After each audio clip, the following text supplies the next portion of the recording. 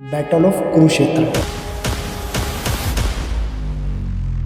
एक एक हाथी, घोड़ा, रथ, यहाँ तक कि पैदल सैनिक, एक एक सोल्जर को बहुत ही स्ट्रेटेजिक होके प्लेस किया जाता था। क्या सिर्फ महाभारत में एक ही चक्रव्यूह था? हर दिन के लिए एक अलग व्यू। हम बस एक चक्रव्यूह के बारे में जानते हैं। 20-25 के अराउंड फिगर आता है। इतने व्यू का डिस्क्रिप्शन केवल महाभारत में है। 18 अक्षौहिणी सेना लड़ी थी। 7 अक्षौहिणी पांडवों की साइड से और 11 अक्षौहिणी कौरवों की साइड से। ऐसे ही 5-6 यूनिट्स का मेंशन मिलता है। पट्टी, गुल्म, सेन, वाहिनी, अंकिनी और लास्ट में होती है अक्षौहिणी। अक्षौहिणी तो सबसे ज्यादा बड़ी यूनिट है सेना की। सबसे छोटी यूनिट है।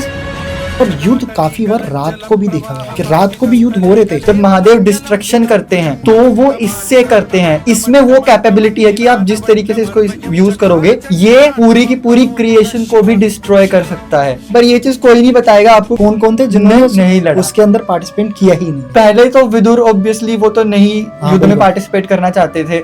रुक्मी को सेना के साथ विदर्भ में वापस आना पड़ा। विदर्भ ने पार्टिसिपेट नहीं किया। बट ये व्यास महाभारत में नहीं मिलता है इस चीज का मेंशन। पूरी पांचाल की सेना एक अक्षौहिणी वो हो गई। धृष्टकेतु और चेकितन ये आए थे छेदी से, जो थे जैतसेन और सहदेव वो मगध से आए थे। तीसरी अक्षौहिणी उनकी हो गई। चौथी अक्षौहिणी सात्यकी ने जोड़ी पांडवों की साइड। अब आते हैं हमारी 5वीं अक्षौहिणी जो आता है केकय राज्य से। फिर एक बहुत इंटरेस्टिंग चीज है जो महाभारत को रामायण से जोड़ती है, वो थी एग्जैक्ट में महाभारत में कैसे निकल के आता है, किस तरीके के वेपन्स, किस तरीके के चीजें वॉरियर्स यूज करते थे, उनका इम्पैक्ट क्या था। तो डे 1 पे जो पांडवों की सेना है उन्होंने वज्र व्यू बनाया। वज्र क्या है? इंद्र का जो अस्त्र है। अश्वत्थामा ने लास्ट में जब वो मेंशन था उन्होंने घास के तिनके से ब्रह्मशीर्ष अस्त्र क्रिएट किया था। हाँ, और जो दुशासन का बेटा था दुशासनी, उसने एक लीथल अटैक लास्ट में किया अभिमन्यु के सिर पर और अभिमन्यु ऐसे मरा। कृष्ण के सुदर्शन चक्र से सूरज को ढकने की बात व्यास महाभारत में नहीं आती। कुंती, विदुर और धृतराष्ट्र इनके बारे में बहुत कम जानते हैं कि महाभारत के बाद ये कहाँ चले गए। कर्ण जो है ना कभी अर्जुन को हरा पाए ना कभी भीम को हरा पाए। तो मैं ये मिथ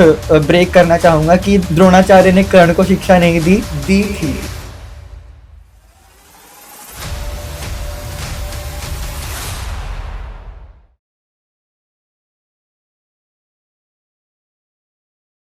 जय श्री राम। आप हमारे पॉडकास्ट को पसंद करते हो, लाइक करते हो, बट चैनल को सब्सक्राइब नहीं करते। चैनल को सब्सक्राइब करो, हमें मोटिवेशन मिलती है ताकि हम और इंटरेस्टिंग पॉडकास्ट आपके लिए ऐसे ही बनाते रहे। और आपको ना बहुत सारी नॉलेज सीखने को मिलेगी पॉडकास्ट से। तो चैनल को लाइक करो, सब्सक्राइब करो, शेयर करो, अपनी फैमिली और फ्रेंड्स के साथ देखो और इन्जॉय करो इस पॉडकास्ट को।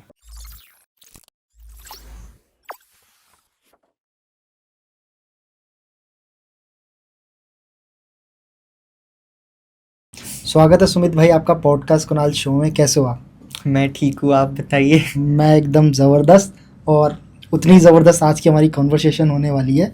काफ़ी हम लोगों ने इसको लेकर बात करी and I wanted to know भाई कि महाभारत का ना एक पहलू है जो बहुत कम लोग जानते हैं, और मैं चाहता हूँ हम उस टॉपिक को डिस्कस करें इस पॉडकास्ट के अंदर। एंड मेजरली महाभारत का जो मेन सोर्स है, जो भगवान कृष्ण ने जो अर्जुन को कहा है, वो काफ़ी लोगों को पता है।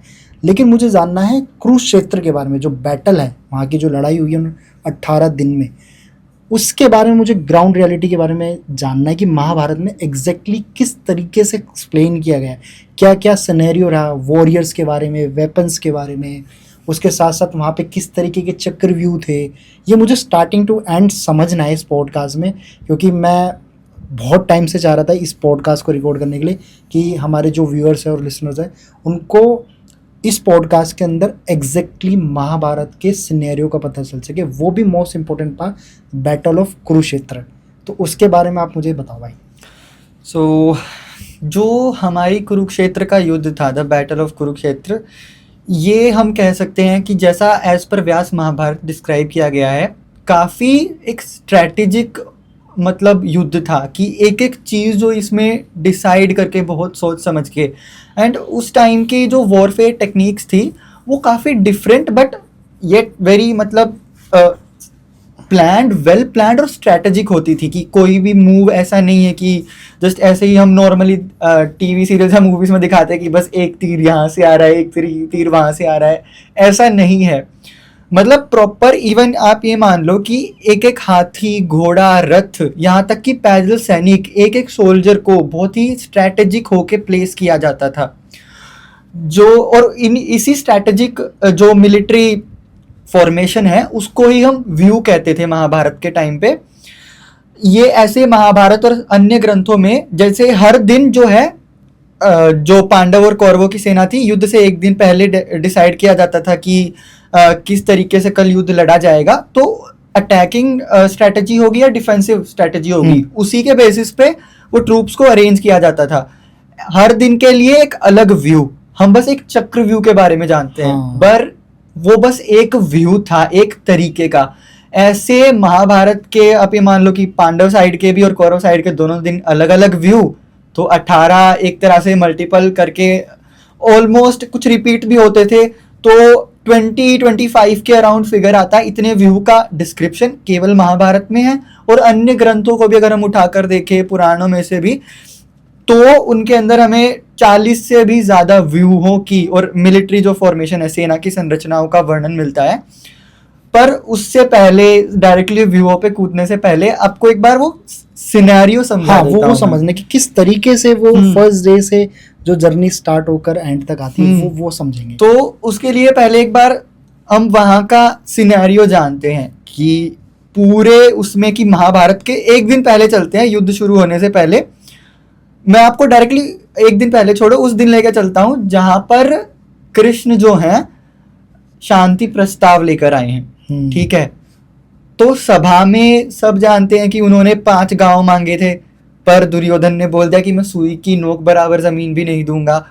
अब तो श्योरिटी थी कि युद्ध होगा ही। कृष्ण गुस्से में गए थे, सब जानते थे अब तो युद्ध होगा और महाविनाश होगा। बहुत कोशिश करी गई थी, मतलब वनवास एंड होने के बाद बहुत बार इधर से उधर दूत, कई बार, एक बार नहीं बहुत बार शांति प्रस्ताव भी और दूत बातचीत के इतने मौके थे। पांडव उस टाइम पे विराट किंगडम में थे, तो इतने मौके दिए गए थे बार बार कि कुछ ना कुछ एक नेगोशिएशन निकल आए। इससे ज्यादा और क्या ही कम डिमांड करते कि 5 गांव से में मतलब और वो नेगोशिएट कर ले। तो अब जब फाइनल था कि युद्ध होना ही है, तो सभी जो राज्य हैं, क्योंकि जो कुरु किंगडम है वो एक तरह से ये मान लो धृतराष्ट्र या फिर युधिष्ठिर भी कह सकते थे, उस टाइम पे सम्राट की पोजीशन थी। बाकी सारे जो राजा हैं उनके अलाइज हैं, पूरे जो भारतवर्ष के राजा थे। तो वहां पर एक संदेश सर्कुलेट किया गया था हर किसी को कि अपनी अपनी साइड्स चूज कर लो, या फिर आपको आना है नहीं आना है ये बता दो, आप किसकी तरफ से लड़ोगे। किसकी तरफ से लड़ोगे। सभी किंगडम्स में पूछा गया था ये चीज। कुछ तो बहुत ऑब्वियस है जो हम जानते ही हैं कि गांधार जो प्रेजेंट डे अफगानिस्तान का एरिया है वो शकुनी थे, क्योंकि तो कौरव सेना में आ गए। पांचाल का किंगडम क्योंकि मतलब वो पांडवों की ससुराल थी और मतलब पांचाली का घर था, तो वहां पे उस साइड में वो आ गए। फिर ऐसे ही विराट किंगडम था, वो मतलब युधिष्ठिर वो वहीं पे ही रुके हुए थे, तो उनकी क्लोज अलाइज तो थे ही, तो वो भी उनके अंदर आ गए। बट बाकी किंगडम्स का हमें नहीं पता चलता है, क्योंकि ये ऐसा तो था नहीं कि ये 2-3 की मिला के सेना बन गई। 18 अक्षौहिणी सेना लड़ी थी, 7 अक्षौहिणी पांडवों की साइड से और 11 अक्षौहिणी कौरवों की साइड से।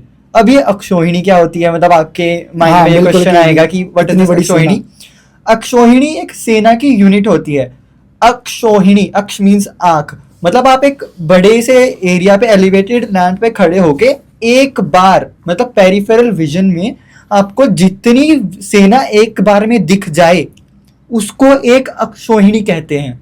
जो मतलब पेरिफेरल विजन में जितनी दूर तक विजिबल हो वो होती है अक्षौहिणी।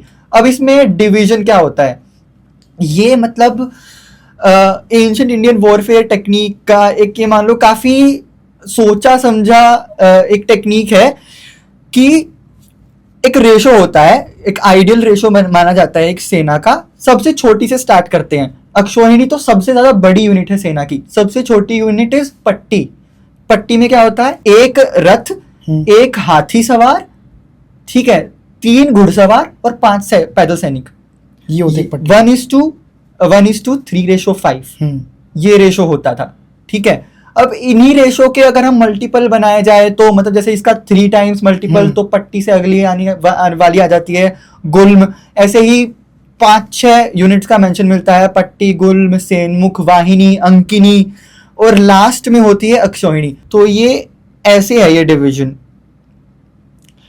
कि 21,870 रथ, 21,870 हाथी सवार, 65,610 घुड़सवार और 1,09,350 पैदल सैनिक। अब ये जो ये फिगर है इसका एक काफी इंटरेस्टिंग मतलब एनालॉजी कह सकते हैं हम। क्या महाभारत का युद्ध कितने दिन चला? 18 दिन। सेना कितनी थी दोनों साइड मिला के? 18 अक्षौहिणी।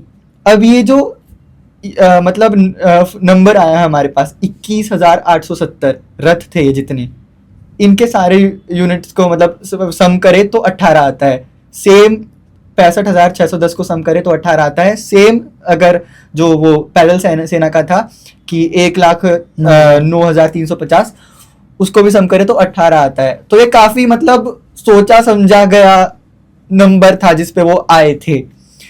तो ये इस टाइप में पूरी इकट्ठा हुई थी ये सेनाएं। और ये एक और इंटरेस्टिंग चीज ये है कि जो हमारा जो चेस होता है, चेस का ओरिजिन इंडिया से हुआ है, राइट।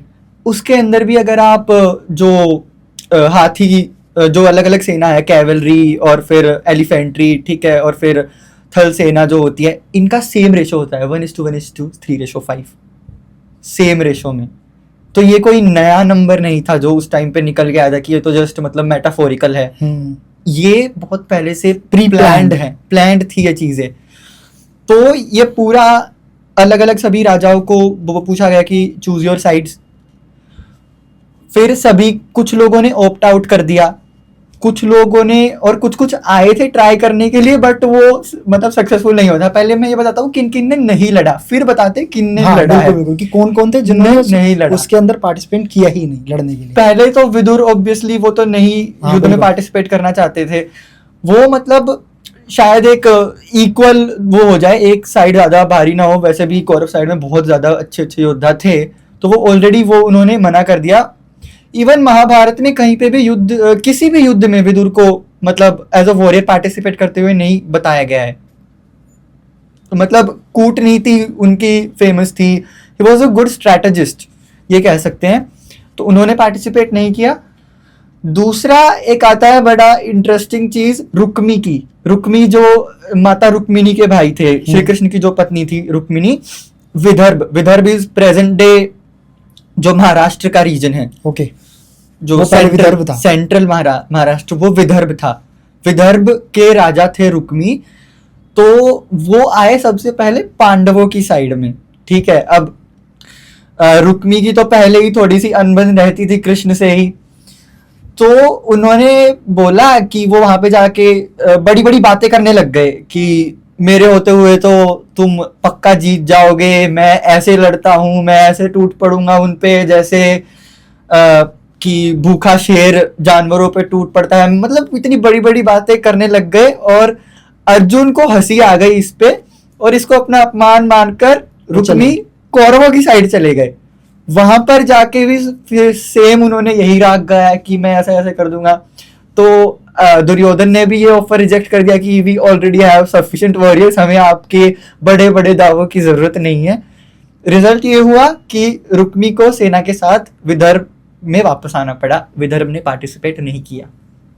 बलराम क्योंकि उन्होंने भी एक न्यूट्रल स्टैंस दिखाया था, वो तो तीर्थ यात्रा पे चले गए थे, उन्होंने नहीं लड़ा, ठीक है। वो भी इसलिए कि मैं जिसकी तरफ लड़ूंगा उनका जो है हिस्सा भारी ना हो। हाँ, ये भी और भीम भी उनके शिष्य, बलराम भी उनके शिष्य, तो वो कौन सी साइड चूज करे? दुर्योधन, सॉरी, हाँ सॉरी, भीम भी और दुर्योधन भी, तो बलराम कौन सी साइड चूज करे, ये दिक्कत थी। एक और है, बट ये व्यास महाभारत में नहीं मिलता है इस चीज का मेंशन, कि एक महाराज थे उदुपी का किंगडम। उदुपी इज थोड़ा सा जो कर्नाटक साइड का जो रीजन है ना, वहां पे एक किंगडम था उदुपी। ये मतलब फोकलोर में बहुत फेमस है काफी है, और एक अच्छी चीज भी लगती है कि उन्होंने कहा था कि हम लड़ेंगे नहीं, बट हम दोनों साइड की खाने पीने की और चिकित्सा की व्यवस्था हम करेंगे। और ये चीज मैं बताता हूँ कि क्यों मैंने, even though it is not mentioned in Mahabharata, तो मैंने ये क्यों उठाई है, क्योंकि जब युद्ध शुरू होने वाले थे तो उससे पहले कोड ऑफ कंडक्ट डिसाइड किया गया था कि युद्ध में ये फॉलो होगा, जबकि वो फॉलो किया ही नहीं गया। और वो क्या था? कुछ वो कोड ऑफ कंडक्ट कुछ कुछ ऐसी चीजें थी कि हाथी सवार से लड़े, घुड़सवार घुड़सवार से ही लड़ेगा, जो रथ पे योद्धा है वो निहत्थे पे नीचे वाले पे वार नहीं करेगा, वो रथ वाले पे ही वार करेगा, रात को भी वार नहीं होगा। हाँ, रात को युद्ध नहीं होगा, ये चीज थी। और मतलब ऐसा है कि एक साइड पे ज्यादा मतलब बल्कि टाइप वॉरियर है, मान लो कोई मतलब बहुत एक्सपीरियंस और बहुत बड़ा वॉरियर, और कोई छोटे जैसे नेव सोल्जर्स हैं, या फिर मतलब नए नए बच्चे जो लड़ रहे थे 16-17 साल के, 18 साल के, जैसे जो अभिमन्यु वगैरह, मतलब कि इन ये जो इक्वल ना हो ना, जहाँ पे एक इक्विटी सी ना आए, वो युद्ध नहीं होगा, वैसा युद्ध नहीं होगा, वैसा डुएल नहीं होगा। एक ये था। दूसरा ये था कि जो मतलब वहां का फैसिलिटेट करने वाला स्टाफ था चीजों को, चाहे वो खाने पीने की व्यवस्था करने वाले, टेंट वगैरह लगाने वाले, या फिर जो चिकित्सक थे, उन पे कोई भी वार नहीं करेगा, चाहे वो कहीं से भी, दूतों पे कोई वार नहीं करेगा। ये ऐसे एक कोड ऑफ कंडक्ट बनाया गया था, रूल्स बने थे। हाँ, रूल्स बने थे। तो ये चीज मैं वहां से इसलिए उठा के लाया हूँ कि मतलब कि जो खाने पीने की व्यवस्था थी वो उदुपी के महाराज ने कहा था, बट ये चीज व्यास महाभारत में नहीं है, ऑल्दो इट्स इन फोकलोर और पुरानिक लिटरेचर में भी मिल जाती है। तो इसके अलावा भी और भी छोटे छोटे जो किंगडम्स थे ना, उन्होंने या तो मना कर दिया या फिर न्यूट्रल स्टैंस था, बट ये तीन जो है मतलब नोटवर्दी ऑब्जर्वेशन थी जो बतानी जरूरी थी, कि ये तो थे थोड़े से नोटवर्दी कि जो जिन्होंने पार्टिसिपेट नहीं किया। अब आ जाते हैं कि किस किसने पार्टिसिपेट किया। दो तीनों को जिनको हमने नाम पता है उनको छोड़ के 11 अक्षौहिणी कौरवों की तरफ, 7 अक्षौहिणी पांडवों की तरफ। तो ये अक्षौहिणी बनी कैसे, ये मतलब सेना आपस में आई कैसे, तो ये चीज मैं बताता हूँ कि कहाँ कहाँ से कौन से किंगडम जुड़े थे। पर ये कहाँ पर ये भी आता ना कि जहाँ पर ये सारी की सारी अक्षौहिणी सेना श्री कृष्ण की थी, 18 जो वो नारायणी सेना थी, द्वारका की जो सेना थी ना यादवों की, वो कौरवों की साइड गई थी। वो भी मैं बताता हूँ कि ये 11 अक्षौहिणी बनी कैसे जी।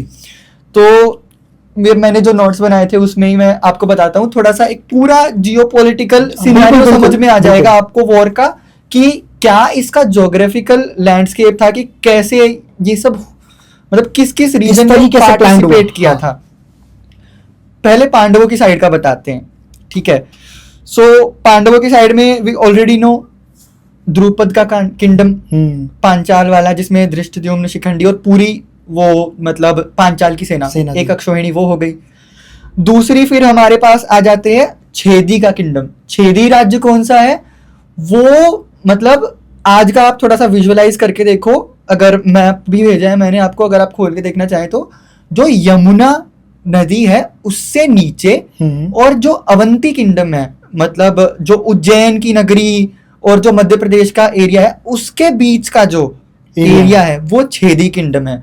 छेदी का एक मतलब महाभारत का रूलर कौन बताया गया, शिशुपाल, जिसको श्री कृष्ण ने मारा था, जो उनकी इंसल्ट कर रहा था 100 बार इंसल्ट करने के बाद फिर 100वीं बार खत्म कर दिया, वो था छेदी का मतलब रूलर। पर छेदी के जो अब नए राजा बने थे ना, उनका मतलब उन्होंने पांडवों की साइड जाना चूज किया, ठीक है। और उनमें से कौन कौन आए थे, ये बहुत एक मतलब फेमस वॉरियर में आता है, धृष्टकेतु और चेकितन, ये आए थे छेदी से। दूसरी अक्षौहिणी यहां से बन गई, ठीक है। तीसरी फिर हमारे पास आ जाती है मगध किंगडम। मगध कौन सा, बिहार, पटना वाला जो पाटलिपुत्र का एरिया है, जहां का रूलर था जरासंध। जरासंध को तो मार चुके थे, है ना, जब अश्वमेध यज्ञ होना था, जब इंद्रप्रस्थ की स्थापना के बाद सारे पांडव एक एक डायरेक्शन में गए थे, तो भीम गए थे ईस्ट की साइड, तब उन्होंने मार दिया था उसको, जरासंध को। और फिर नए जो राजा बने वो उन्होंने जो थे जैतसेन और सहदेव, एक अलग सहदेव दूसरे वाले, वो मगध से आए थे। तीसरी अक्षौहिणी उनकी हो गई। अब अगर हम और लेकर आए तो नेक्स्ट इज एक बहुत इंटरेस्टिंग चीज है, आपने नारायणी सेना का मतलब उठाया था इसमें। नारायणी सेना का मतलब पूरी यादव वॉरियर ऐसा नहीं था कि केवल कृष्ण थे अर्जुन की साइड, मतलब पांडवों की साइड, और बाकी सारे तो कौरवों की साइड हो गए, ऐसा नहीं था। एक वॉरियर थे जिन्होंने एक अक्षौहिणी पांडवों में जोड़ी थी, सात्यकी। सात्यकी कौन है? सात्यकी एक यादव मतलब कुल के ही एक वॉरियर थे। यादवों में ना अलग अलग क्लैंस होती हैं, बहुत सारी क्लैंस होती हैं, सब क्लैंस, ठीक है। तो उसमें से दो क्लैंस, शिवी और वृष्णि क्लैन, इनको लेकर सात्यकी ने पांडव साइड को ज्वाइन किया था। क्यों ज्वाइन किया था? क्योंकि वो गए थे श्री कृष्ण के साथ, शांति प्रस्ताव जब श्री कृष्ण लेके गए थे तो वो गए थे, तो उन्होंने देखा कि ये दुर्योधन की तो अकल पे पत्थर पड़ गए हैं। कृष्ण ने विराट रूप दिखाया एंड ही वाज, व्यास महाभारत में लिखा है, Satyaki was one of those जो कि श्री कृष्ण के विराट रूप से ऐसे तेज को सहन कर गए थे, जो ब्लाइंड नहीं हुए थे उनके, कि बोलते हैं ना कि तेज चुंदिया गए थे आंखें। He was one of those warriors जो मतलब आंखें नहीं चुंदियाई थी जिनकी। ये सात्यकी के बारे में बताया गया है। तो ये देख के कि ये तो मतलब अधर्मी है, मैं तो इनका साथ दूंगा ही नहीं, तो वो अपनी साइड की जितनी भी सेना थी उनको लेकर पांडवों की साइड को ज्वाइन कर लिया। ठीक है। अब श्री कृष्ण ने भी क्यों रोकेंगे, वो तो उन्होंने तो सबको फ्रीडम दे रखी थी। बाकी नारायणी सेना उनके साइड थी, कौरवों की साइड, और उसका नेतृत्व कर रहे थे कृतवर्मा। अब सब सेना का, हाँ, Kritavarma was another Yadav warrior. Okay. यादवों में केवल बलराम ही नहीं थे, लेकिन श्री कृष्ण ने लड़ नहीं रहे थे, लेकिन जो बाकी दो बड़े योद्धाओं में से ना, कृतवर्मा कौरवों की साइड और सात्यकी इनकी साइड चले गए। तो चौथी अक्षौहिणी सात्यकी ने जोड़ी पांडवों की साइड। अब आते हैं हमारी पांचवी अक्षौहिणी, जो आता है केकय राज्य से। केकय राज्य, ये आपने सुना होगा, केकई का राज्य। अब इसको आपको कहाँ विजुअलाइज करना है? जो नॉर्थ पार्ट है ना इंडिया का, जो बेसिकली सप्त सिंधु का एरिया है, ये बहुत ज्यादा, क्योंकि फर्टाइल प्लेन्स थे और नदियों के पास सिविलाइजेशन ज्यादा बसती है, तो मेजर जो नॉर्थ इंडिया का मतलब किंगडम्स थे वो यहीं पे बसे हुए थे, बहुत पास पास में एक दूसरे के, जिनमें सबसे बड़े वालों में था कुरु किंगडम, जो कि इवन कह रहे हैं कि उत्तर कुरु मानसरोवर तक फैला हुआ था कैलाश में।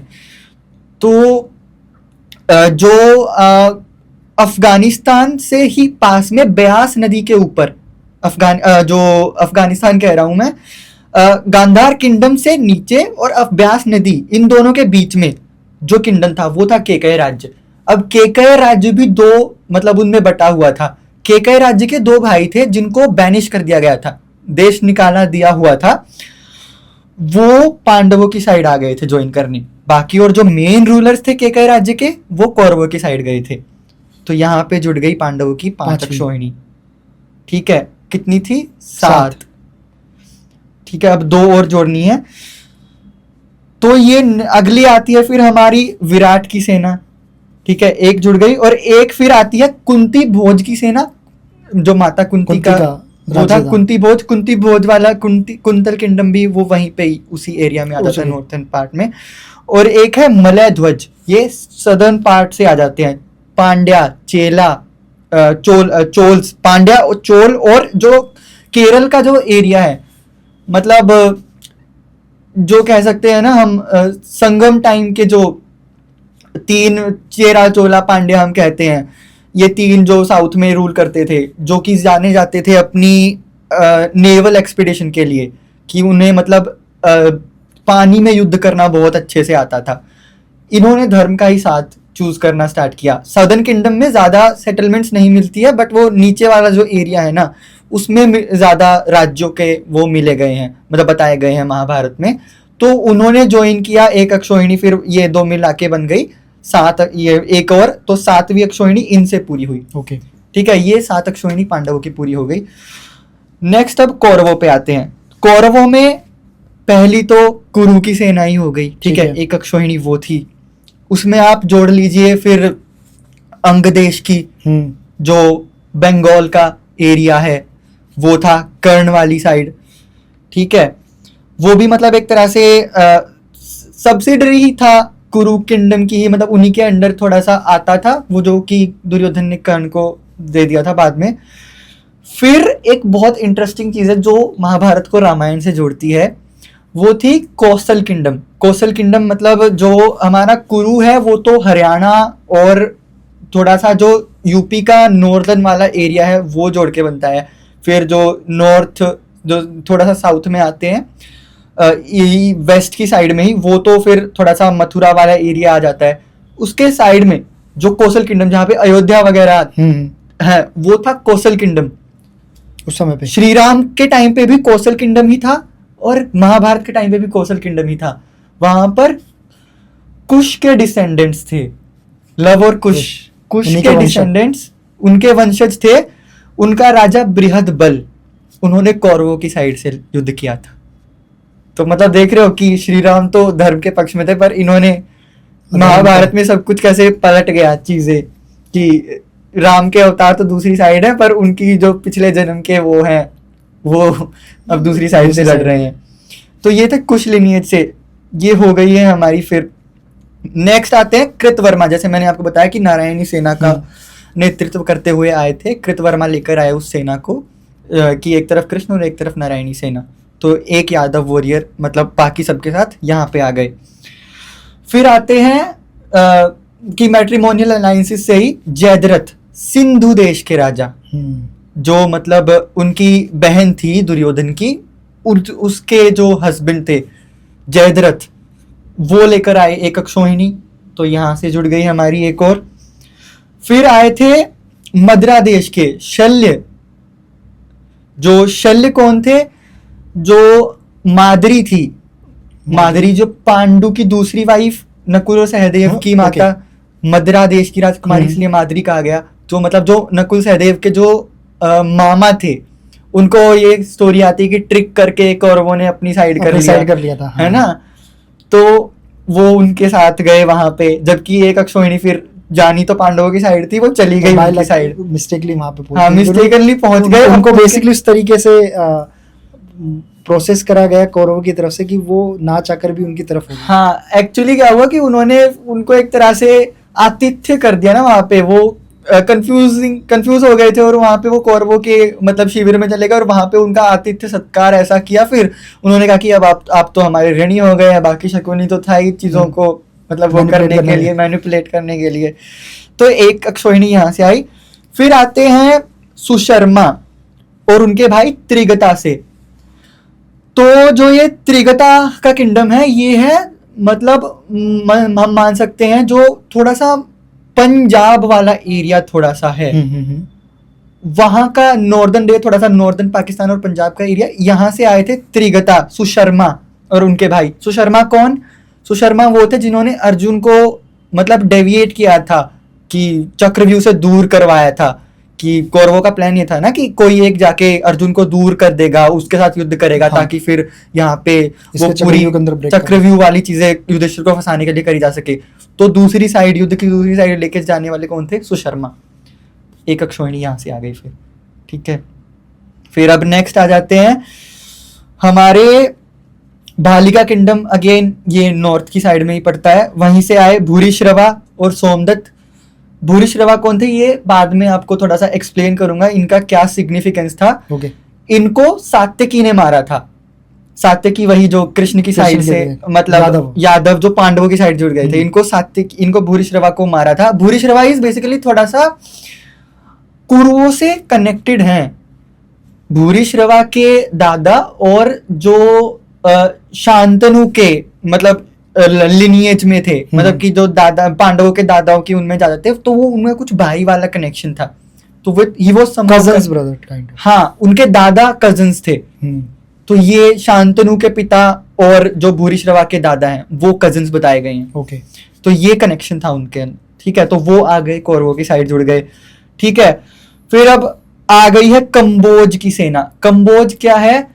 कश्मीर से थोड़ा साइड, जो मतलब पाकिस्तान की साइड वाला जो कश्मीर हम माने ना, वो हिस्सा है कंबोज के। वे कंबोज अलोंग विद जो थोड़े से ट्राइब्स थी, यक और यवंस और शक ट्राइब्स, वो सब आई थी साथ में। इन्होंने एक अक्षोहिणी बनाई। और कंबोज की जो है ना, काफी फेमस ये चीज थी कि उनके जो वॉरियर्स है ना, वो घुड़सवारी में युद्ध करने में बहुत अच्छे थे, ठीक है। ये एक स्पेशलिटी बताई गई है। ये ऑल ओवर महाभारत में कहीं कहीं पे डिस्क्रिप्शन बताए गए हैं कि पूरा संजय ने धृतराष्ट्र को बताया था जब वो पूछ रहे थे कि ये भारत कैसा दिखता है, तो पूरा वो बताते हैं कि 150 से ज्यादा नदियों का डिस्क्रिप्शन आता है वहां पे, अलग अलग मतलब 220 से भी ज्यादा जनपदों का की अलग अलग किंगडम्स और उनके छोटे छोटे सब किंगडम्स बताए गए हैं, अलग अलग ट्राइब्स, मलीच ट्राइब्स जो नॉन वैदिक ट्राइब्स होते थे उनको मलीच कहते थे, यवंस, शक्स, ठीक है, ऐसी अलग अलग बहुत सारी ट्राइब्स के बारे में, और अलग अलग जो त्योहार मनाए जाते थे, किस रीजन में कौन सी फसल थी, कौन कहाँ के योद्धा किस चीज के लिए फेमस थे। साउथ का बताया गया है कि वो अच्छे मतलब नौसेना में और अच्छे तलवारबाज थे। ये सबकी एक्सपर्टीज को डिस्क्राइब हर किया। चीज के बारे में उन्होंने बताया था जब संजय ने डिस्क्राइब करना स्टार्ट किया था कि एक बार युद्ध, जैसे अभी आप पूछ रहे हो ना कि जियोपॉलिटिकल सिनेरियो एक्सप्लेन कर दो, संजय यही एक्सप्लेन कर रहे थे धृतराष्ट्र को उस टाइम पे, ठीक है। तो गांधार से शकुनी वाला हो गया एक।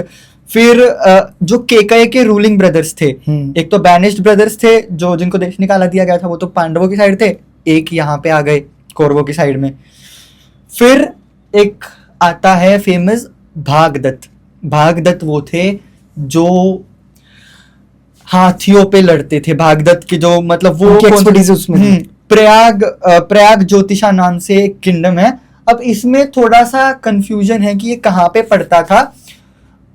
मतलब जो कुछ स्कॉलर्स हैं वो ये कहते हैं कि it was present day Assam का एरिया, ओके, वो हो सकता है। बट जब हम राजसूय यज्ञ का डिस्क्रिप्शन देखते हैं कि जब अर्जुन को मिली थी नॉर्थ साइड, तो बताया गया कि अर्जुन ने जितने भी ये किंगडम मैंने अभी पांडवों की साइड से बताए थे नॉर्थ साइड के, वो जीत के लाए थे ना, वो उन्हीं में प्रयाग ज्योतिषा का भी मेंशन है राजसूय यज्ञ के टाइम पे। तो ये वहां पे नॉर्थ का बताया गया है। हो सकता है ये नॉर्थ में हो या फिर सपोजिटली साउथ में आ सकता है, ओके, बट मोस्टली थोड़ा कंफ्यूजिंग है, है। Okay. तो ये बिल्कुल ही दो अपोजिट एंड्स पे आ गया है। बट उनकी स्पेशलिटी ये बताएगी कि वो हाथी उनके बहुत खतरनाक थे। उनका एक फेमस हाथी नाम भी है, उसका भी मेरे को याद नहीं आ रहा है नाम, पर ऐसा बोलते हैं कि उससे कोई टकरा ही नहीं सकता था। जो भागदत्त का हाथी था सबसे खतरनाक वाला, जो सब वो मतलब वॉर एलिफेंट, वो उन्हीं के पास था।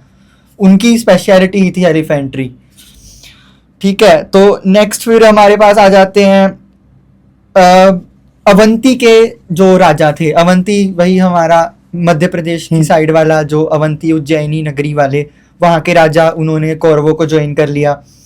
फिर अवंती में ही फिर एक वो साइड में ही मध्य प्रदेश के में ही आ जाता है हमारी माहिष्मती। माहिष्मती जो है आज के टाइम पे भी है, जो वाला माहिष्मती वो भी कह सकते, वो तो नहीं, वो तो पूरा ही फिक्शनल किंगडम है, पर महिष्मती एक तरह से राजा विक्रमादित्य की कैपिटल्स में से वहां पे उज्जैनी के ही पास है, मध्य प्रदेश में ही वो एरिया। रानी अहिल्याबाई भी रहती थी वहां पे, तो वो महिष्मती, उनके राजा थे नील, ठीक है। वो आए थे कौरवों के साइड ज्वाइन करने। अब ये लास्ट वाला जो है बचा है कलिंग के राजा, ओडिशा, प्रेजेंट डे ओडिशा, और जो आंध्र प्रदेश। अब साउथ का बहुत कम एरिया कवर हुआ है, मैंने आपको बताया है ना।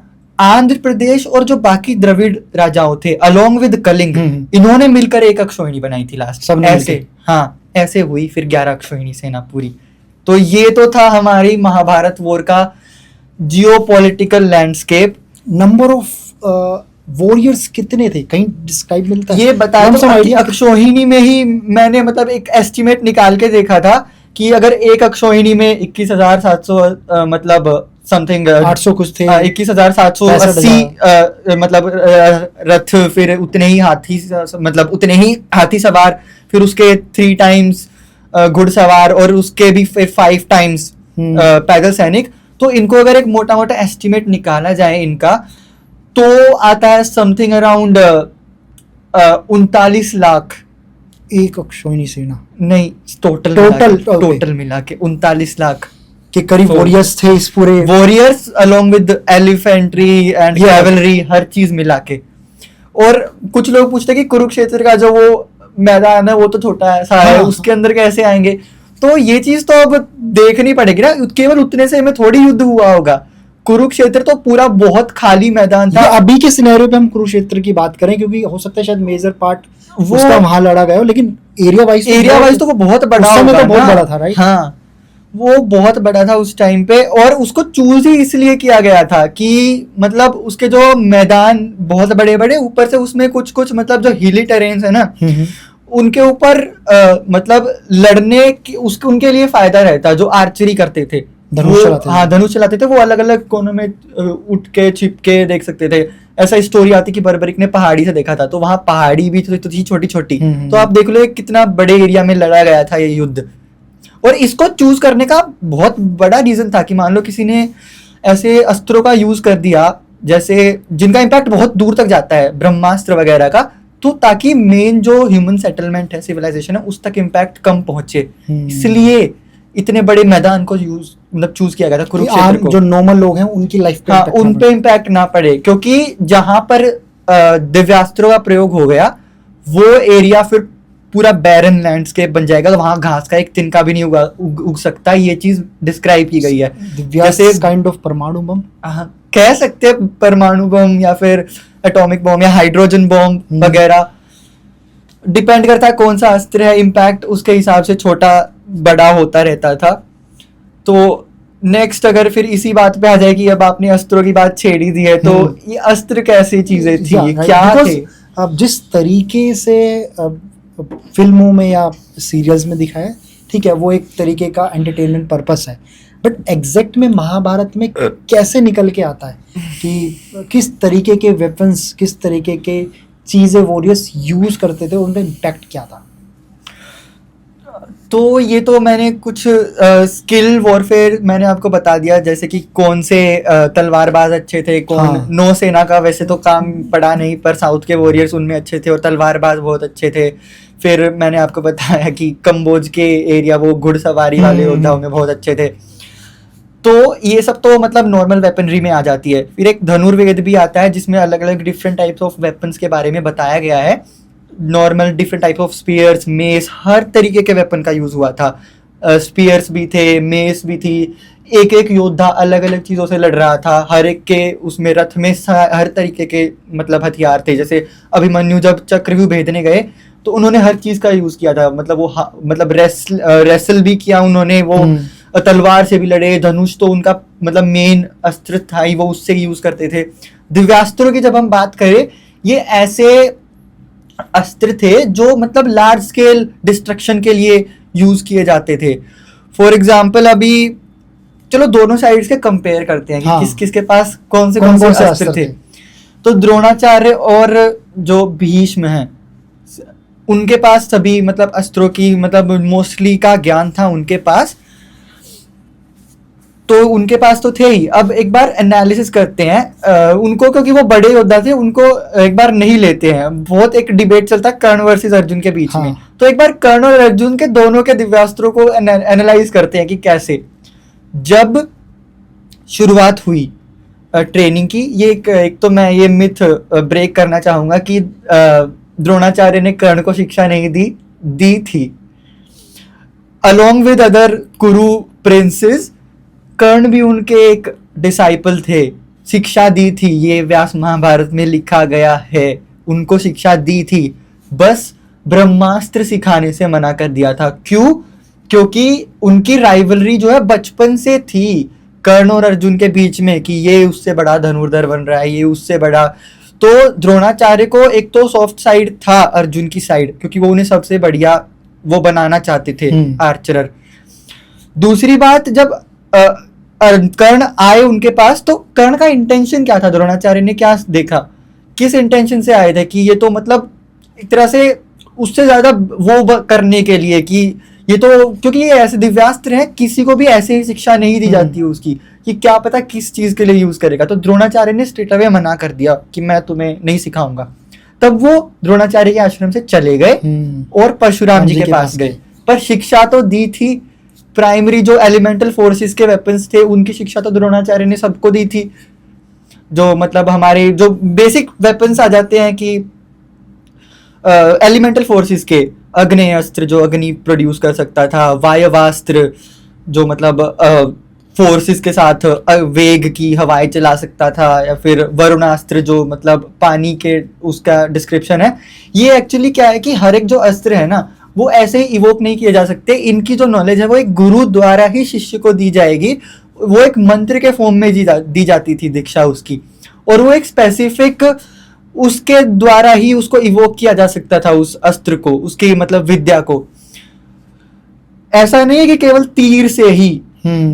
अश्वत्थामा ने लास्ट में जब वो मेंशन था, उन्होंने घास के तिनके से ब्रह्मशीर्ष अस्त्र क्रिएट किया था। हाँ, इवोक करना था वो, मतलब एक एनर्जी है, उस देवता की शक्ति उस अस्त्र में आ जाती थी।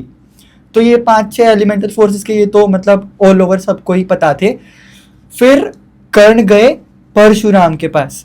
परशुराम ने उन्हें ब्रह्मास्त्र भी सिखाया, और उसके 2-3 वेरिएंट्स भी आते हैं, ब्रह्मशीर्षास्त्र और भार्गवास्त्र। भार्गवास्त्र इज एक थोड़ा सा वेरिएंट ब्रह्मास्त्र का, पर थोड़ा डिफरेंट। वो थोड़ा, भार्गव किसको कहते हैं, परशुराम जी का ही एक नाम था भार्गव, तो वो उनका शायद खुद का इवोक किया हुआ कोई एक अस्त्र था, तो वो उसका एक वेरिएंट ब्रह्मास्त्र का वो उन्होंने उनको सिखाया था।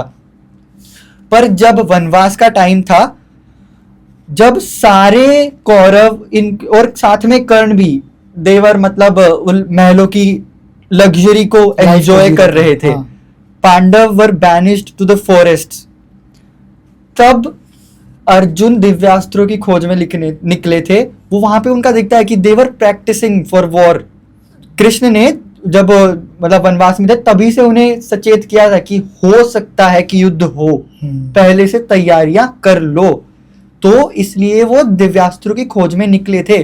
जब वो दिव्यास्त्रों की खोज में निकले 1-2 साल के लिए, तभी जो बाकी 4 पांडव और द्रौपदी हैं वो मतलब तीर्थ स्थलों की यात्रा कर रहे थे, बद्रिका की पहाड़ियों में, और हर जगह हम उत्तराखंड और हिमाचल में कितनी जगह देखते हैं जहाँ कहते हैं कि यहाँ पर पांडव आए थे, उन्होंने मंदिर बसाया।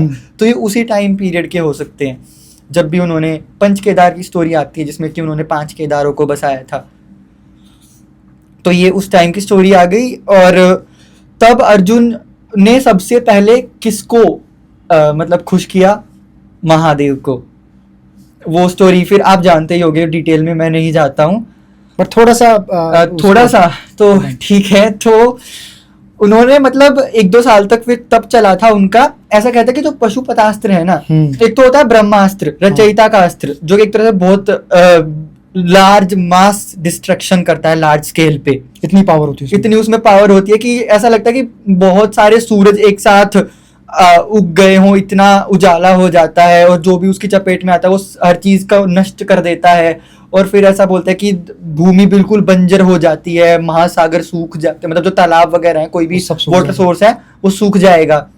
ये ऐसा उसका इम्पैक्ट होता था। उसका थोड़ा और एक अलग वेरिएंट है जो उसका 4 टाइम्स इम्पैक्ट करता था, ब्रह्मशीर्षास्त्र।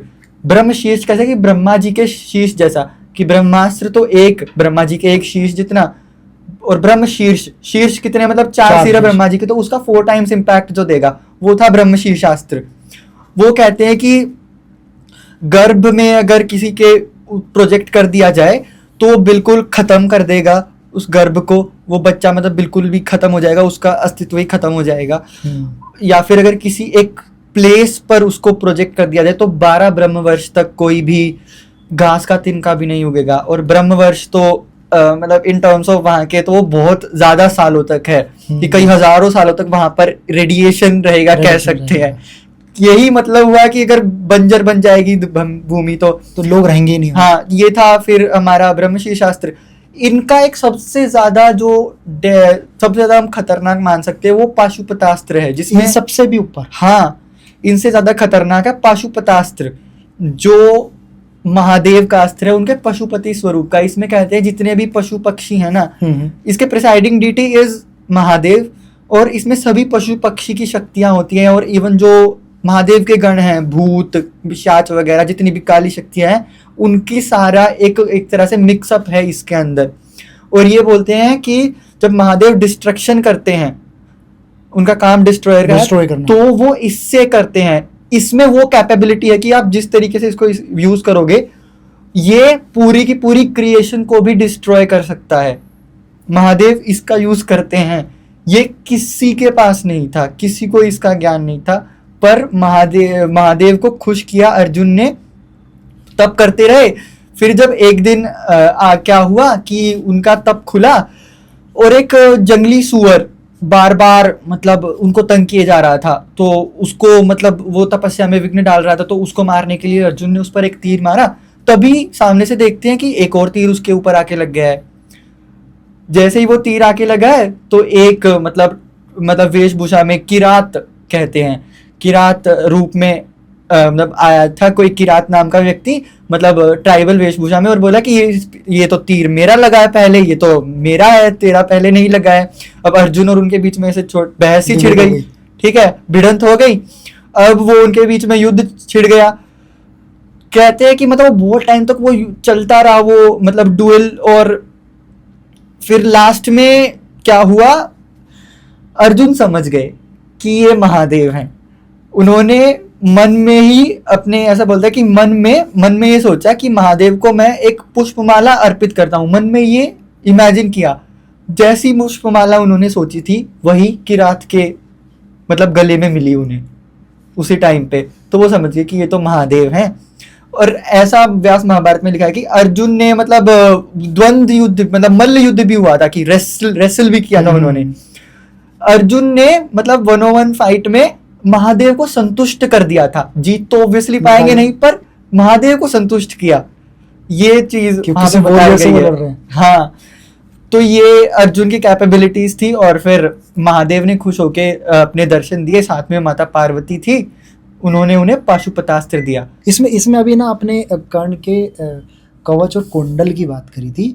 मुझे याद है कि हम जब बात कर रहे थे इस पॉडकास्ट को रिकॉर्ड करने से पहले, मैं चाहूँगा कि हमारे जो ऑडियंस है उनको पता चले कि ये जो स्टोरी भी रामायण के साथ कहीं कनेक्टेड थी, कवच और ये मतलब ये महाभारत में तो नहीं आती है ये स्टोरी, बट ये पुराणों में आती है। वो उसको थोड़ा सा आप ठीक है, तो ये पुराणों की ये स्टोरी है ऐसी कि एक कि जो कर्ण और अर्जुन की शत्रुता है, ये ऑल्दो मैं इसको महाभारत से कनेक्ट नहीं करता क्योंकि थोड़ा व्यास महाभारत में कोई डिस्क्रिप्शन नहीं है, बट ये पुराणों में आती है कि कर्ण और अर्जुन की जो शत्रुता है वो कई जन्मों पहले की है। तब से चल रही थी। पिछले एक जन्म में कर्ण जो है एक राक्षस थे सहस्त्र कवच नाम के, जिनके ऊपर ऐसे 100 कवचों का वो था। उनको ब्रह्मा जी से वरदान था कि है ना, इसे वो ही व्यक्ति मार सकता है जो कि मतलब 1 साल तपस्या करके फिर इससे युद्ध करे।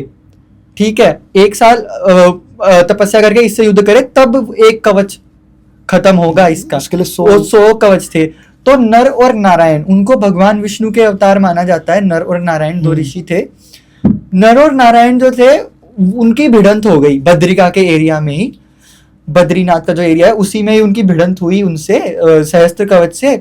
तो उसने तो हाहाकार मचाया हुआ था कि उसको तो कोई नहीं हरा सकता, तो उनकी उनसे भिड़ंत हो गई। वो विष्णु जी के अवतार, वो कहाँ पीछे हटने वाले थे।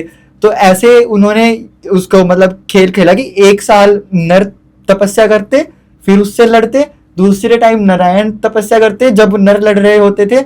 ऐसे कर करके उन्होंने उनके 99 कवच खत्म कर दिए और उनको ऑलमोस्ट खत्म करने वाले थे। तो वो राक्षस ब्रह्मा जी को बुलाता है। ब्रह्मा जी कहते हैं कि ये जो है ना, इसको अभी रोक देते हैं और तुम्हें ना दोबारा से ये शत्रुता पूरी करने का, ये जो तुम्हारा द्वंद्व बीच में हमने रोका गया, क्योंकि वो जो युद्ध था ना उससे ऐसा बोल रहे कि बहुत लार्ज स्केल पे डिस्ट्रक्शन हो रहा था, वो धरती को इफेक्ट कर रहा था। तो उसको युद्ध को रोका गया और बोला कि आपको ये निभाने का मौका मिलेगा ये शत्रुता। फिर वो पांडवों में सहस्त्र कवच, उस एक कवच के साथ कर्ण बना। नारायण तो कृष्ण थे और नर के जो अवतार थे वो अर्जुन को, ये उस स्टोरी के हिसाब से बताया गया, पर ये व्यास महाभारत में नहीं। विजन ऑफ स्टोरी किस लेवल पे कनेक्टेड है वो बहुत मतलब क्यूरियोसिटी लेकर आती है कि यार मतलब किस तरीके से जो है जो चीज़ नहीं पूरी हुई जन्म में वो अगले जन्म में आई। हाँ, वो इस चीज़ में है। पर व्यास महाभारत के हिसाब से, जैसे रामायण और महाभारत जो दोनों व्यास जी और वाल्मीकि जी ने लिखी है, उनमें लास्ट में बताया गया कि कौन किसका अंश था। तो उसके हिसाब से अर्जुन इंद्र के अंश और कर्ण सूर्य के अंश, बस इतना ही है। ऐसी कोई पुराने जन्म की कहानी उसमें नहीं। नाउ मुझे एक चीज़ आपसे कंफर्म करनी है। कर्ण को लेके ना काफ़ी बहुत से लोगों के अंदर ना सिंपैथी है कि कर्ण को कास्ट के हिसाब से शिक्षा नहीं मिली, उसके साथ बहुत बुरा हुआ। इसको लेकर बहुत ज़्यादा लोग सोचते हैं। एज यू नो, रियलिटी क्या है? अगर आप ये कास्ट के बेसिस पे डिस्क्रिमिनेशन की बात कर रहे हो तो पहले हम जानते क्या कहकर बुलाते थे बार बार, सूत पुत्र। सूत होते क्या थे? सूत एक्चुअली में एक मिक्स्ड मतलब वो थी कम्युनिटी। सूत कम्युनिटी जो मतलब है उसमें वो कहते थे चैरियटियर्स होते थे, सेना में युद्ध करते थे। सूत एक्चुअल में होते हैं कि क्षत्रिय पिता और ब्राह्मण माता, ओके, उनकी जो प्रोजनी होगी वो सूत कहलाएंगे। ठीक है। और वो मतलब रथ वगैरह तो चलाते थे, साथ में वो एडमिनिस्ट्रेशन में भी थे। जो विराट किंगडम था ना, उनकी जो रानी थी सुदेशना और उनके भाई थे जो कीचक, वो भी सूत थे। अगर सूत कोई पिछड़ी हुई जात होती तो क्या मतलब वो राज कर रहे होते वहां पे। और दूसरी चीज कि ये चीज तो बार बार कही गई है कि हाँ, वो जैसे कर्ण जब घुस के आ गए थे उसमें जो सभी राजकुमारों की सभा लगी हुई थी, जब अपना शक्ति प्रदर्शन कर रहे थे, शिक्षा लेकर आए थे द्रोण के पास से, तब एकदम से वो मतलब राजकुमारों की चल रही थी, उन्हें अपना वो शक्ति प्रदर्शन करना था, कोई मतलब ये तो था नहीं, जस्ट प्रैक्टिस के लिए था। एकदम से कर्ण घुस आए, तब भीम ने कहा था कि ये सूतपुत्र हमारे बीच में क्या कर रहा है।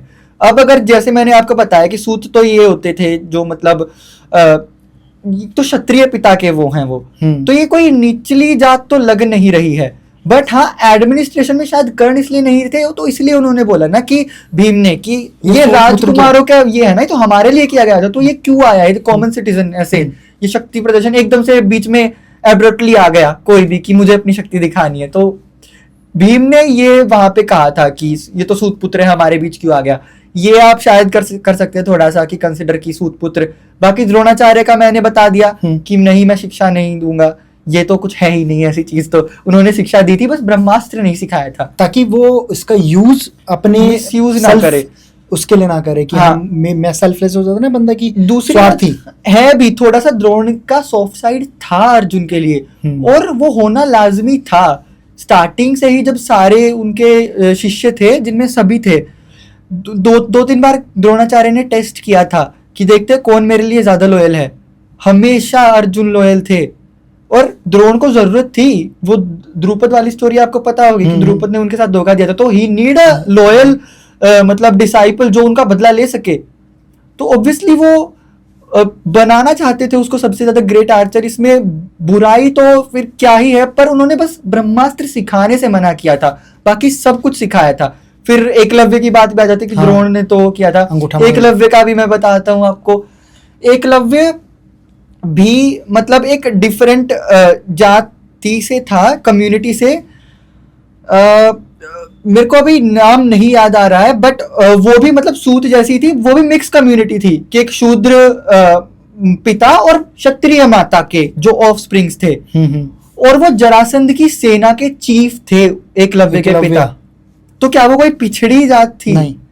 हाँ, द्रोण ने क्या किया था, उन्होंने बोला था कि अपने सभी डिसाइपल्स को देख के जब वो आए उनके पास कि मुझे भी आपसे शिक्षा चाहिए अपने पिता के साथ, तो ये मेंशन है, मैं आपको एग्जैक्ट वर्ड्स बता रहा हूँ कि तस्य एव अन्वेक्षणाम, कि उनका सारे जो डिसाइपल्स हैं ना, उन पे नजर मार के उनका मतलब अन्वेक्षण करके, एनालाइज करके, क्या एनालाइज किया, क्या सोचा समझा, ये नहीं बताया टेक्स्ट में कुछ भी एक्सप्लिसिटली, पर ये बोला कि वो चीज एनालाइज करके उन्होंने मना कर दिया कि नहीं, मैं नहीं दे सकता। हो सकता है कि उन्होंने देखा हो कि मेरे ऑलरेडी बहुत सारे हैं मेरे पास, मैं एक को क्या सिखाऊं, एक और को कहाँ जोड़ूं, या फिर हो सकता है कि उन्होंने मना कर दिया स्ट्रेट अवे। लिया गया था उसका अंगूठे की भी बताता हूँ आगे। तो ठीक है, उन्होंने मना कर दिया शिक्षा देने से, पर फिर एकलव्य की वो स्टोरी आता है कि उन्होंने खुद से ही सीख लिया। फिर द्रोण की प्रतिमा बना के, गुरु भक्ति तो थी। हाँ, उन्होंने द्रोणाचार्य ने अंगूठा मांगा फिर बाद में, क्योंकि मैंने बताया ना, he wanted Arjun to be the best archer. उसके लिए वो सब कुछ करने को तैयार थे। एक मतलब एक इतना लॉयल शिष्य है, तो उसके लिए एक सॉफ्ट साइड उनका था ही। अब वो पर्सन टू पर्सन डिपेंड करता है कि how do you want to perceive it.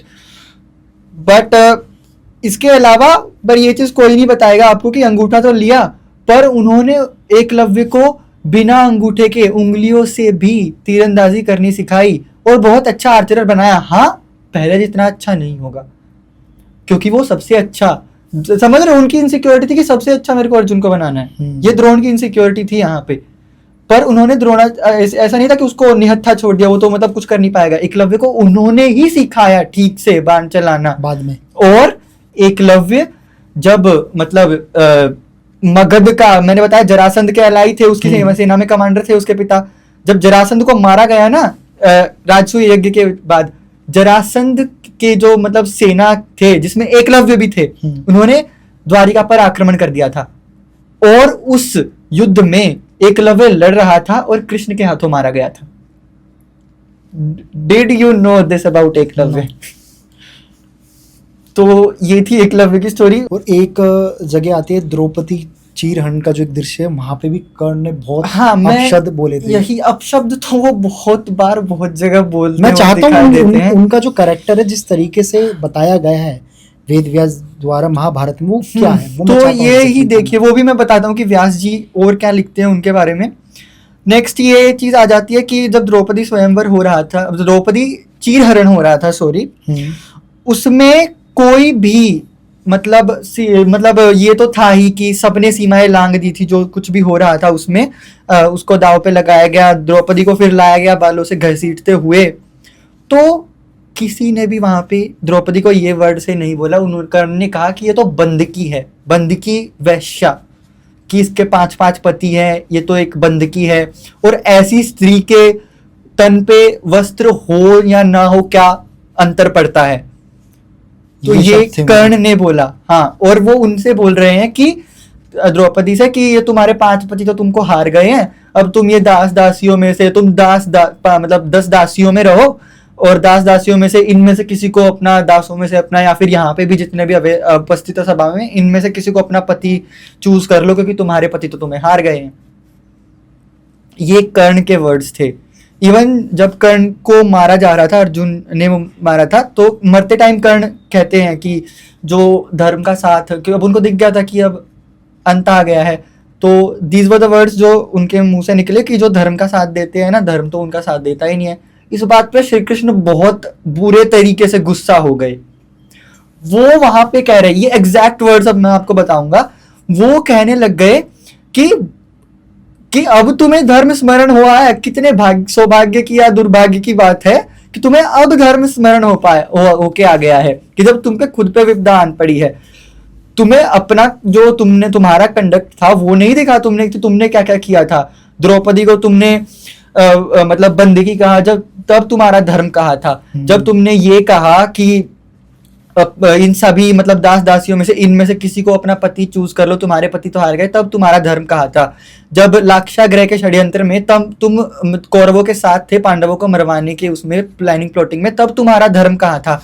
जब द गेम ऑफ डाइस उसमें मतलब उसमें पांडवों को छल से हराया गया, जो तुम्हें भी पता है कि छल से हराया गया था, तब तुम्हारा धर्म कहा था, तुम उसमें सम्मिलित थे। जब अभिमन्यु को इतने सारे 6-7 योद्धाओं ने एक अकेले बालक को मिलकर मारा जिसमें तुम भी थे, तब तुम्हारा धर्म कहाँ था? और इतने में ये सारी चीजें सुनकर अर्जुन का बिल्कुल खून खोल चुका था। उन्होंने वो तीर मारा और वो कर्ण के गर्दन पे लगा था, तब जाकर उनकी मृत्यु हुई। और अब मैं ये बताता हूँ व्यास जी के लिखे हुए 2-3 मतलब एक एनालॉजी जो उन्होंने, एक बार भी ना वो अर्जुन कर्ण जो है ना कभी अर्जुन को हरा पाए, ना कभी भीम को हरा पाए। इन 2 पांडवों में से किसी को नहीं हरा पाए। हाँ, बाकियों को बहुत बार हराया था, युधिष्ठिर, नकुल, सहदेव को, मतलब युद्ध के टाइम पे उन पे भारी भी पड़े थे, बट बिना भीम से कभी जीत पाए ना अर्जुन से।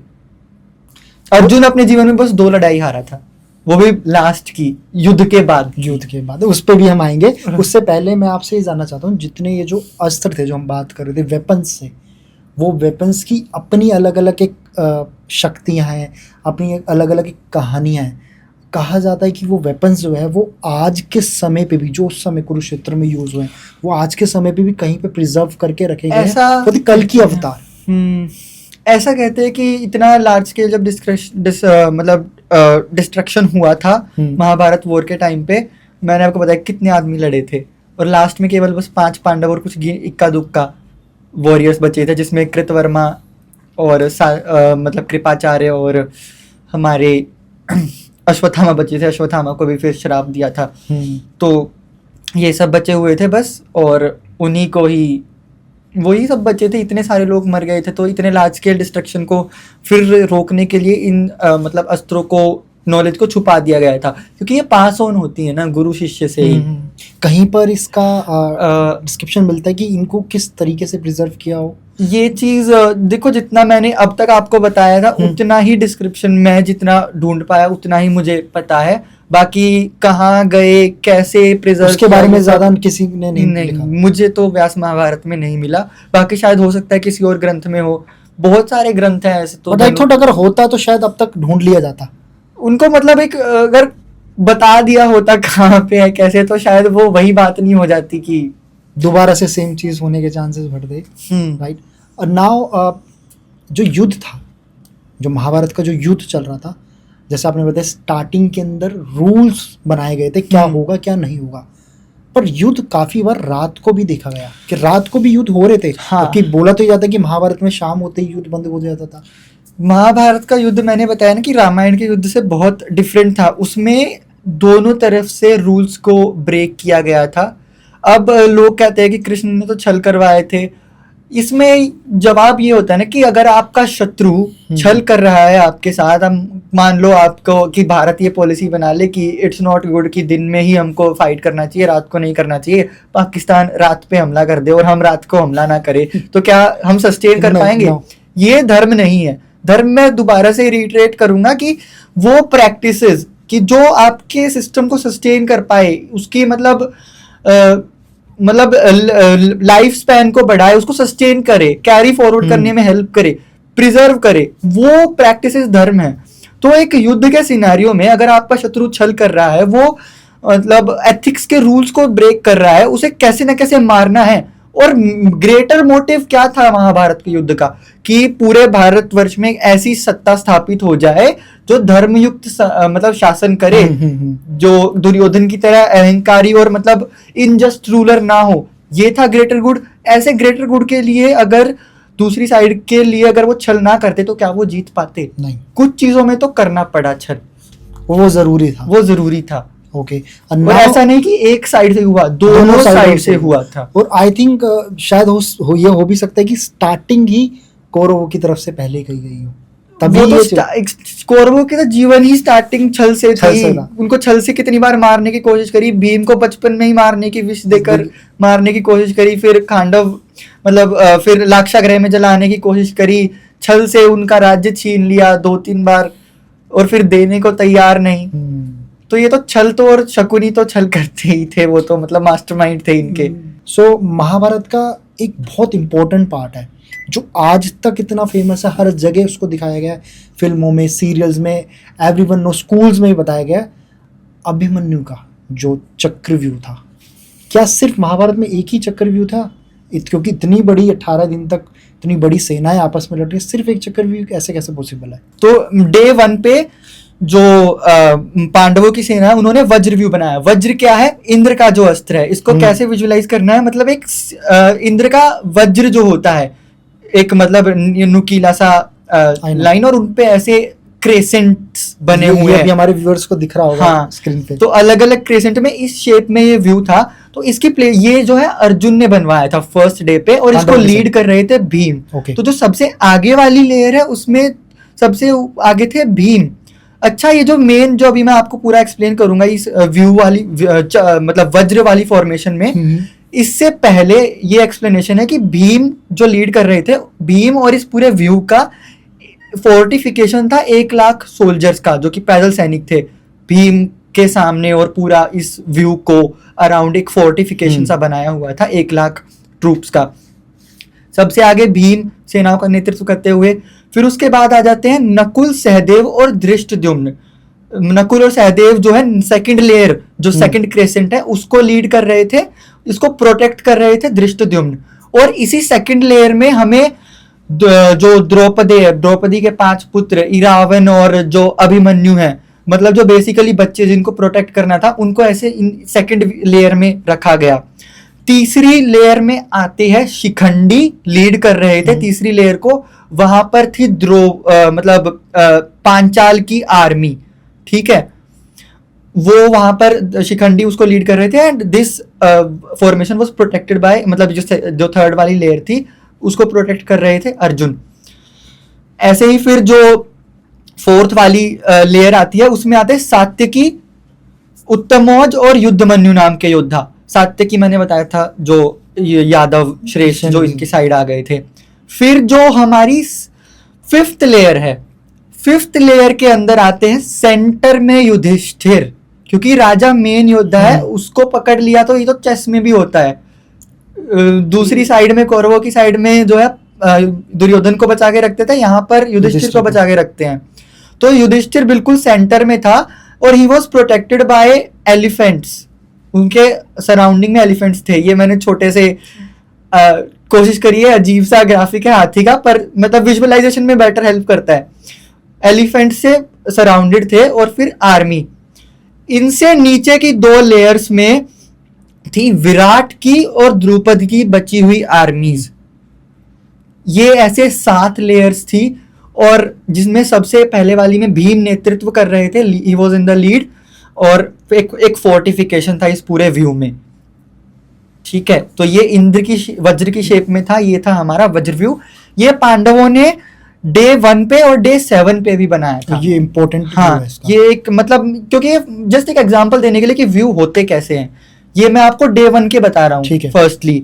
सेकेंड इज जो पांडवों का ये था ना, ये एक मतलब डिफेंसिव व्यू है, वज्र व्यू, डिफेंस करने के लिए। ठीक है, डिफेंसिव क्यों बनाया? क्योंकि कौरवों की साइड में पितामह भीष्म ने एक बहुत ज्यादा एग्रेसिव व्यू बनवाया था, अटैकिंग वाला।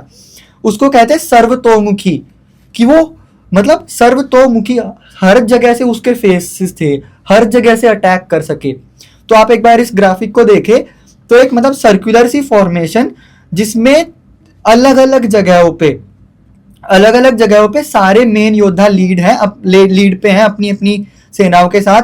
भीष्म, द्रोण, अश्वत्थामा, कृपाचार्य, ठीक है, ये सारे अपनी अलग अलग दिशाओं से अटैक कर सके कहीं से भी, एक सर्कुलर फॉर्मेशन में। सेंटर में अगेन दुर्योधन, क्योंकि उसको बचा के रखना था। फिर इसके बाद एक लेयर बनाई गई, मतलब ये सर्कल, और उसके बाद फिर एक लीनियर लेयर थी। वो बताया गया है कि जो कंबोज की कैवलरी थी, जो मतलब घुड़सवार थे, उनकी से और थोड़ी बहुत रथों की सेनाओं से वहां पे बचाया गया था। फिर उसके बाद एक और लेयर हमारी सेनाओं की, और जो इसकी मेन बॉडी थी इस व्यू की, ये तो मैंने आपको आगे का पोर्शन बता दिया। जो मेन बॉडी थी उसको बनाया गया था हाथियों से। वो मेन बॉडी में पीछे वाली साइड में थे हाथी। ओके, इतना स्ट्रॉन्ग, ये एग्रेसिव था। ठीक है, ये मतलब जस्ट एक एग्जांपल के लिए सर्वतोमुखी व्यू जो सेकंड डे पे बनाया गया था। सेम मैं आपको एक सेकंड डे जो फर्स्ट डे पे बनाया गया था सर्वतोमुखी कौरव साइड में, इसी के जैसा एक और मैं आपको व्यू बताता हूं, अर्धचंद्र व्यू। ये पांडव सेना ने दूसरे और तीसरे व्यू में बनाया था, दिन पे बनाया था, इन रिस्पॉन्स टू कौरवों के गरुड़ और व्याल व्यू। अब मैं ये एक्सप्लेन करूंगा क्रेसेंट के क्यों बनाए गए हैं, क्या मतलब है इनका ऐसे। तो एक तो आप देख रहे हो कि सेंटर में राजा की जो है, और जो बाकी जो योद्धा जिनको प्रोटेक्ट करना है उनको प्रोटेक्ट करने के लिए बढ़िया रहता है। अभी आपको अर्धचंद्र व्यू का एक्सप्लेनेशन देता हूँ कि एक आधे चांद के आकार का व्यू है। उसके जो नुकीले कोने हैं, शूल जैसे 2 कोने, उनपे एक साइड पे भीम, राइट वाले पे, ठीक है, भीम है, और भीम के साथ जो मतलब इसको हम 5 हिस्सों में डिवाइड करते हैं इस क्रेसेंट मून को। 2 हिस्से कोनों वाले, ठीक है, 2 हिस्से फिर मिडल हाफ्स वाले, और एक लेफ्ट वाला और एक सेंटर वाला। तो जो राइट वाला हो गया उसमें भीम है, उसमें भीम के साथ जो बाकी सेनाओं का नेतृत्व कर रहे हैं वो है नील, जो अनूप देश के राजा थे। वो उसके भीम के एक बहुत ही क्लोज फ्रेंड थे, वो थे, और थोड़े बहुत छेदी और काशी के वॉरियर्स। छेदी किंगडम मैंने आपको बताया था, और काशी के वॉरियर्स, काशी आपको पता ही है। उसके बाद जो राइट की साइड से ही मिडल लेयर आ गई हमारी, राइट की साइड से जो मैंने मतलब सेंटर की तरफ जाते टाइम वहां पर थे द्रुपद की सेना, धृष्टद्युम्न, दृष्टकेतु, ये लोग थे। लेफ्ट की साइड में एक कोने का नेतृत्व कर रहे थे अर्जुन, ये स्ट्रॉन्ग वाले सारे हमने रखे Okay. हुए हैं कोनों पे, ठीक है। और थे घटोत्कच उनके साथ में सेना के लीड में, और केकय के राजकुमार, और फिर जो जिनको प्रोटेक्ट करना था बीच में सेकंड बीच में। वाले, जब सेंटर की तरफ जाते जाए लेफ्ट की साइड, वहां पर बीच में थे अभिमन्यु, द्रौपदी, इरावन और पांचाल की बात बची हुई आर्मी। और इस पूरी मतलब अर्धचंद्रव्यूह के सेंटर में युधिष्ठिर थे, क्योंकि उनको बचाना था अगेन सराउंडेड बाय एलिफेंट्स। और ये जो पूरा हाथियों के अलावा वो जो पूरे इस मतलब सेंटर को प्रोटेक्ट करने के लिए कैसा था बताया गया है कि शिखंडी और धृष्टद्युम्न और पांचाल की सेना ने घेरा बनाया हुआ था युधिष्ठिर के अराउंड, उनको सेव करने के लिए। हाँ, कि मतलब आप समझ रहे हो कि युधिष्ठिर के दोनों साइड, एक साइड से शिखंडी और फिर दूसरा जो सेकंड लेयर्स मैंने आपको बनवाई बीच वाली सेंटर के अलावा जो है, उनमें ये सब थे। तो एक आप मतलब माइंडसेट देख सकते हो कि उनका क्या माइंडसेट था, कि जो मेन स्ट्रॉन्ग वॉरियर्स है, भीम, अर्जुन, घटोत्कच, धृष्टद्युम्न, नील, जो उपदेश के राजा, इनको कोनों पे ऐसे रखा गया है ताकि ये सेना का चार्ज ले, ये ज्यादा स्ट्रॉन्ग है, ये स्किल्ड भी हैं, ज्यादा एक्सपीरियंस्ड भी हैं। और जो थोड़े नए वॉरियर्स हैं जिनको थोड़ा बचाना है, द्रौपदी जो और अभिमन्यु वगैरह, ये सारे हमेशा एक साथ मिलकर युद्ध लड़ते थे, एक दूसरे का साथ देते थे। ये पूरा महाभारत युद्ध में बताया गया है। तो इनको ऐसे थोड़ा सा प्रोटेक्टेड एरिया में, और युधिष्ठिर को क्योंकि सबसे ज्यादा बचाना है, क्योंकि उसे पकड़ लिया तो युद्ध समाप्त, तो बीच में बिल्कुल। एंड अब मुझे ये थोड़ा जानना है कि इसमें सबसे जो स्ट्रॉन्गेस्ट व्यू था पूरे महाभारत में, वो कौन सा था, अटैकिंग वे में और सपोर्टिंग वे में? ठीक है, तो ये तो मैं आपको बता देता हूँ, बट एक बार ये एक्सप्लेन कर देता हूँ कि ये अटैकिंग और डिफेंसिव में मतलब क्या था इसका। जैसे फर्स्ट मैंने बताया कि वो हर जगह से, फर्स्ट डे पे क्या था, पांडव कौरव साइड का सर्वतोमुखी की हर जगह से अटैक करेंगे, तो उन्होंने वज्र व्यू बनाया ताकि डिफेंस कर सके। हाँ, डिफेंस कर सके उस चीज का, कि मतलब एक पूरा मान लो कि हर जगह से अटैक होता है, जैसे इंद्र का वज्र हर चीज को पेनिट्रेट करके चला जाता है, उसको पेनिट्रेट करते हुए, और फोर्टिफिकेशन था ताकि वो आर्मी उनको रोक पाए उस हर जगह से आने वाले, की बट जाएगा, ये मतलब उनका माइंडसेट था। दूसरी जो अर्धचंद्रव्यूह बनाया गया था सेकंड और थर्ड डे पे, वो था कौरवों के गरुड़ व्यू, कि गरुड़ के व्यू में शेप में एक वो था। और व्याल व्यू, व्याल जो है एक मतलब क्रीचर होता है, जो इंडियन आर्किटेक्चर, टेम्पल आर्किटेक्चर में होता है, क्रीचर टाइप होता है, एक शेर जैसा, या फिर एक इसको कहा जाता है कि व्याल व्यू में एक और पॉसिबिलिटी कि ये क्लाउड टाइप फॉर्मेशन था। तो ये अटैकिंग थे, तो ये अर्धचंद्र व्यू है, तो दोनों कोने से इसका माइंडसेट समझो कि दोनों कोने से सेना आएगी, तो उसको ये ऐसे करके कवर नहीं कर लेंगे, हाँ, दोनों तरफ से, फिर बीच में घुसा के मारेंगे। फिर ये तो आप मतलब एक गेम भी आता है ना, क्लैश ऑफ क्लेन्स करके, उसमें अलग अलग बनाया जाता है कि उसको बीच में घुसा दिया तो उनको मेन वॉरियर्स को मार दिया। ये माइंडसेट होता था। अब सबसे ज्यादा खतरनाक जो अटैकिंग में है वो है हमारा चक्रव्यूह, जो द्रोणाचार्य ने बनाया था on the 13th day of the war. चक्रव्यूह बनाया गया 13वें दिन पे। इसके पीछे साइकोलॉजी क्या है, एक बार मैं आपको चक्रव्यूह को समझाता हूं कि चक्रव्यूह जो है ना, एक पूरा बहुत सर्कुलर ऐसे कंसेंट्रिक सर्कल से बना हुआ एक व्यू है, जिसमें ऐसे चलता है कि एक लेयर क्लॉकवाइज घूम रही है, एक लेयर एंटी क्लॉकवाइज घूम रही है, और वो अलग अलग टाइप के मतलब सेनाओं से बनी हुई है। कोई मतलब जो मूवेबल सेना हो, हाथियों का ज्यादा यूज नहीं होता था, बट जो मूवेबल सेना है, रथ हो गए, जो घुड़सवार हो गए, और जो पैदल सैनिक है, वो पूरा इसमें आ गए हैं। तो ये एक बार ये दूसरी वाली मैंने दिखाई हुई है, दूसरी वाली जो स्लाइड है 13th डे पे जो बना था, कि सेंटर में जो थे वो इस व्यू के सेंटर में थे दुर्योधन, और साथ में ही उनके बाकी योद्धा कर्ण, दुशासन वगैरह। पर ये जो चक्र व्यू है, आप इसको समझो कि ये पूरा गोल गोल चक्र व्यू है, इसकी एक ओपनिंग है जहां से घुसा जा सकता है। अगर वॉरियर वहां से घुसा, इसको नॉर्मली अगर वो पार करेगा ना, घूमते घूमते घूमते घूमते घूमते सेंटर तक आएगा, तो वो ऑलरेडी इतना घायल हो चुका होगा, मारा जाएगा। ठीक है, मतलब दुर्योधन तक नहीं पहुंच पाएगा, वहां तक पहुंच ही नहीं पाएगा। तो यहाँ पे वो फंसाना चाहते थे। और ये अटैकिंग व्यू था या सब डिफेंस व्यू था? ये अब आप देख लो ना कि जो घुसेगा उसके लिए तो वो ये बहुत लीथल है। हाँ। तो ये अटैकिंग भी कह सकते हैं, और जिसको बचाना है उसके defensive सेफ गार्ड कर रखा है इसने। दोनों के लिए काम कर रहा हाँ, दोनों के लिए काम करता है। और इसका शॉर्टकट ये है कि इसको ऐसे ही तोड़ा जा सकता था, जैसे अर्जुन ने उसको बताया था कि इसको फर्स्ट लेयर को है उसको पहले सभी को मारा जाए योद्धाओं को, फिर दूसरी लेयर में घुस गए ऐसे, फिर ऐसे ही तोड़ते तोड़ते सब्सिक्वेंटली, अगर आप गोल गोल घूम के जाओगे तो नहीं है, लेयर्स को तोड़ के पेनिट्रेट करके अंदर जाना पड़ेगा। क्योंकि इसमें दिक्कत भी क्या है कि एक योद्धा घुस गया अंदर तो जो दूसरे वाले गोल गोल घूमते योद्धा है वो उसको कवर अप कर लेंगे। एक योद्धा मर भी गया तो दूसरे वाले उसको कवर अप कर लेंगे, वो पूरा सर्कल फिर घूमने लग जाएगा। तो जो आने वाले योद्धा है वो घुस नहीं पाएंगे।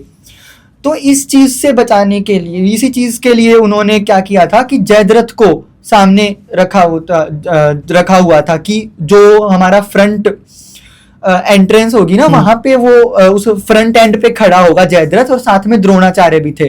द्रोणाचार्य और जयद्रथ फ्रंट एंड पे, और साथ में उनके अश्वत्थामा भी उनके साथ अपनी अपनी आर्मीज के साथ थे फ्रंट एंड पे। और जो बिल्कुल एंट्रेंस की जो बाउंड्री थी उसके सामने थे लक्ष्मण, जो दुर्योधन के बेटे थे। उनके दो बेटा बेटी थी ना, लक्ष्मण और लक्ष्मणा।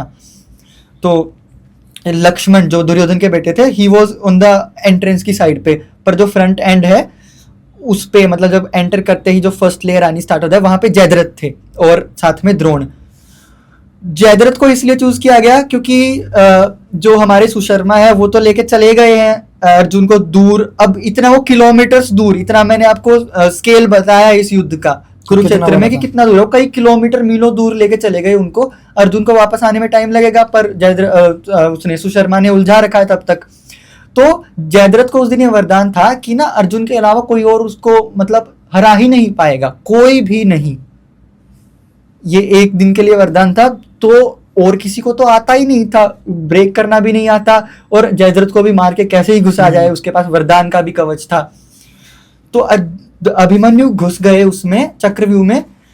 द्रोण की साइकोलॉजी ये थी इसको बनाने के लिए कि भीष्म तो है नहीं, अब होते भी तो वो उन्हीं की साइड थे, बहुत कुछ चुनिंदा वॉरियर्स थे जिनको चक्रव्यूह भेजना आता था, जिसमें कृष्ण है जो लड़ नहीं रहे हैं, ठीक है, पर वो अर्जुन के साथ है, अर्जुन को आता था, अर्जुन दूर है। हाँ, कृष्ण के बेटे प्रद्युम्न उन्हें आता था पर वो युद्ध में नहीं थे, बाकी द्रोण को आता है। द्रोण तो इन्हीं की साइड है, कृष्ण और अर्जुन को उलझाया हुआ है, तो बच गया कौन? अभिमन्यु।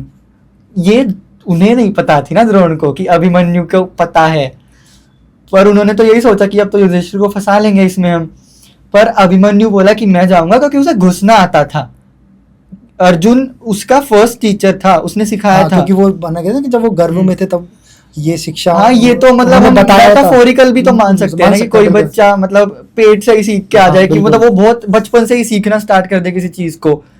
तो आप देख सकते हो कि अगर प्रद्युम्न को पता थी, कृष्ण को पता थी, और इतना टाइम वो द्वारका में रहे थे, तो इट मेक्स सेंस कि वहां से भी उनकी ये चक्रव्यूह की शिक्षा आई होगी, है ना।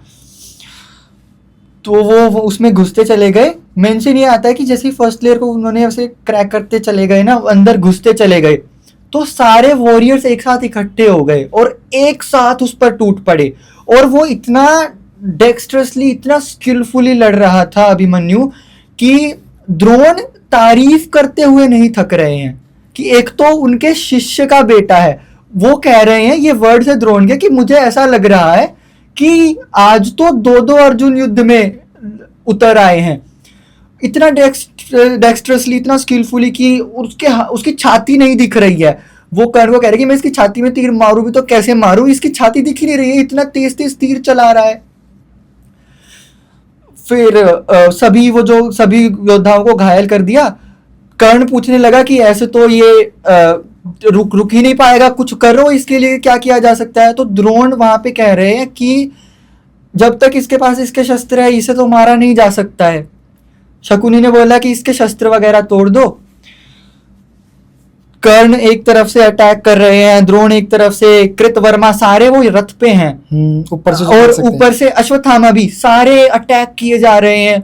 अभिमन्यु के रथ के घोड़े मार दिए सारे के सारे। फिर उसके बाद उसका धनुष तोड़ दिया कर्ण ने उसका धनुष तोड़ दिया। कर्ण धनुष नहीं मिला, तीर खत्म हो गए, तो उसके बाद वो दोबारा से जोड़ता, उसको पहले तो स्ट्रिंग तोड़ते थे, वो स्ट्रिंग तोड़ते थे, फिर वो दोबारा से जल्दी जल्दी उसको जोड़ रहा है, फिर उसके बाद दोबारा युद्ध में चल लग गया है, सबको ऐसे बिल्कुल गहरे घाव दे दिए, रुक ही नहीं रहा है अर्जुन, मतलब अभिमन्यु, तो सब ऐसे अचंभित थे। और शकुनी बोल रहा है कि आज तो ये सब कुछ खत्म कर देगा, अगर इसको नहीं रोका तो ये तो बुरे वाला डिस्ट्रक्शन कर देगा हमारी साइड पे। तो कर्ण ने उसका धनुष तोड़ दिया, फिर उसके बाद उसने तलवार उठा ली, तलवार से लड़ा वो बहुत देर तक, तलवार को भी द्रोणाचार्य ने तीर मारकर तलवार तोड़ दी, हटा दी, मतलब फेंक दी, दूर कर दी, जैसे भी हुआ। भाले उठाया, भाला तोड़ दिया गया, और लास्ट में कुछ मिला ही नहीं, रथ का डिस्ट्रक्शन हो चुका है, घोड़े मर गए, मतलब सारे हथियार तोड़ दिए गए हैं, और कुछ नहीं बचा ना। तो रथ का पहिया उठाकर लड़ने लग गया अभिमन्यु उस दिन, पर उसे भी तोड़ दिया गया। यार इतने सारे जो इतने सुपीरियर वॉरियर्स, इतने मतलब एक्सपीरियंस्ड और स्किलफुल, और वो बच्चा ही तो था एक 15-16 साल का, लग रही उन्हें, उनको इतनी टक्कर दे रहा है। वन मैन आर्मी, इंडीड वो तो वन मैन आर्मी था ही। उस दिन बस छल से मार दिया उसे, वो रुक ही नहीं पा रहा था उनसे, उसके पास हथियार होते तो वो कुछ कर ही नहीं पा रहे थे उसका। फिर बस गदा बची थी, गदा से वो लड़ने लग गए, लास्ट में बेचारे की गदा भी टूट गई, और जो दुशासन का बेटा था दुशासनी, उसने एक लीथल अटैक लास्ट में किया उस अभिमन्यु के सिर पर, और अभिमन्यु ऐसे मरा। ये अभिमन्यु की मृत्यु जो है पूरे कुरुक्षेत्र युद्ध के one of the most heinous acts में मानी जाती है, कि इतने सारे वॉरियर्स एक अकेले उस बालक ही था, वो उस पर, वो भी निहत्थे पे मारे, हथियार के साथ नहीं कुछ कर पाया कोई भी, इस तरीके से मारा। अर्जुन को इतना गुस्सा था, वो जयद्रथ को दोषी मान रहा था कि जयद्रथ ने इधर दूसरी साइड उनको करवाया, और किसी को घुसने नहीं दिया जयद्रथ ने। अर्जुन ने सौगंध खाई थी उस दिन कि जयद्रथ को मार के छोड़ूंगा मैं। अब नेक्स्ट डे कौरवों को पता है कि जयद्रथ पे संकट है, तो एक बहुत ज्यादा टाइट सिक्योरिटी वाला व्यू रचा गया। ये मैं दोबारा से एक्सप्लेन करता हूं आपको, जयद्रथ वाला क्या नाम था इस व्यू का? इसका नाम है चक्र शक्ट व्यू, शक्ट या शाकट व्यू, चक्र शाकट व्यू। ये जो है इलिप्टिकल शेप का है, ये मतलब चक्र व्यू से भी ज्यादा। अब ये मान लो कि व्यू के अंदर दो और व्यू हैं, उसी व्यू के अंदर दो और व्यू। ये थोड़ा और कॉम्प्लेक्स स्ट्रक्चर है। कैसा है ये? इलिप्टिकल शेप का है, ठीक है। इसके अंदर दो व्यू, पहला है पद्म व्यू, एक लोटस की शेप में व्यू, उस इलिप्स के अंदर लोटस की शेप में सेनाओं ने खड़ा कर रखा है, और वो काफी डेंस है वो लोटस।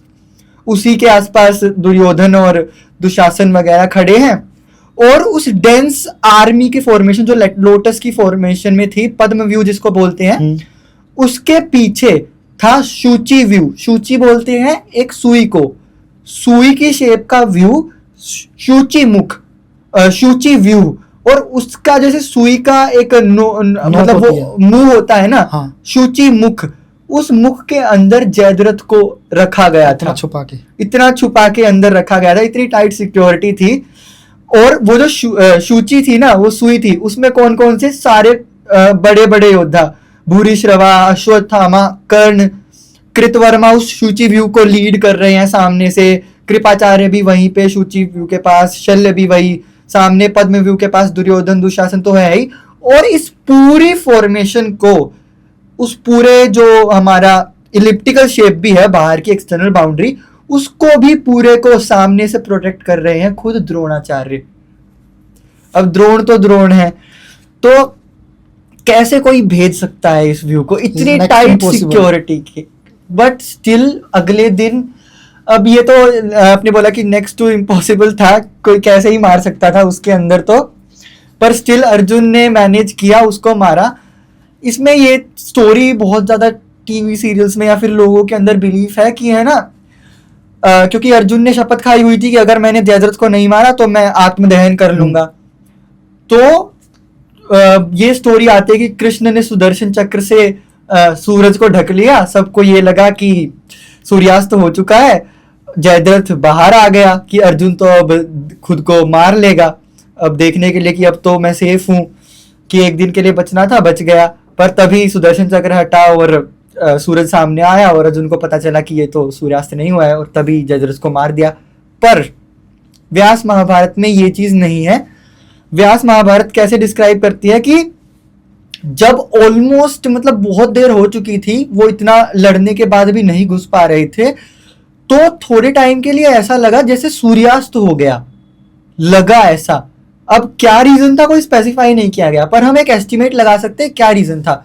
बहुत बार युद्ध में पीछे मतलब पीछे के दिनों में ये डिस्क्रिप्शन है कि बहुत इतनी ज्यादा धूल हो जाती थी कि दिन में भी अंधेरा लगने लग जाता था। इतने सारे वॉरियर्स लड़ रहे हैं, इतनी भगदड़ है, तो घोड़े आती हैं, और कई बार दोनों सेनाएं म्यूचुअली डिसाइड करके रुकती भी थी कि धूल शांत हो जाए फिर हम लड़ेंगे। तो ये चीज हो सकती है कि उस टाइम पे हुई हो। दूसरा ये चीज भी है कि जब महाभारत वॉर जस्ट स्टार्ट होने वाली थी, तब व्यास जी ने ये प्रिडिक्ट किया था कि अभी सूर्य ग्रहण होने वाला है। उस टाइम पे सूर्य ग्रहण का बहुत ज्यादा ये चल रहा था कि इस टाइम पे होगा, तो प्रोबेबली वो सूर्य ग्रहण भी हो सकता है।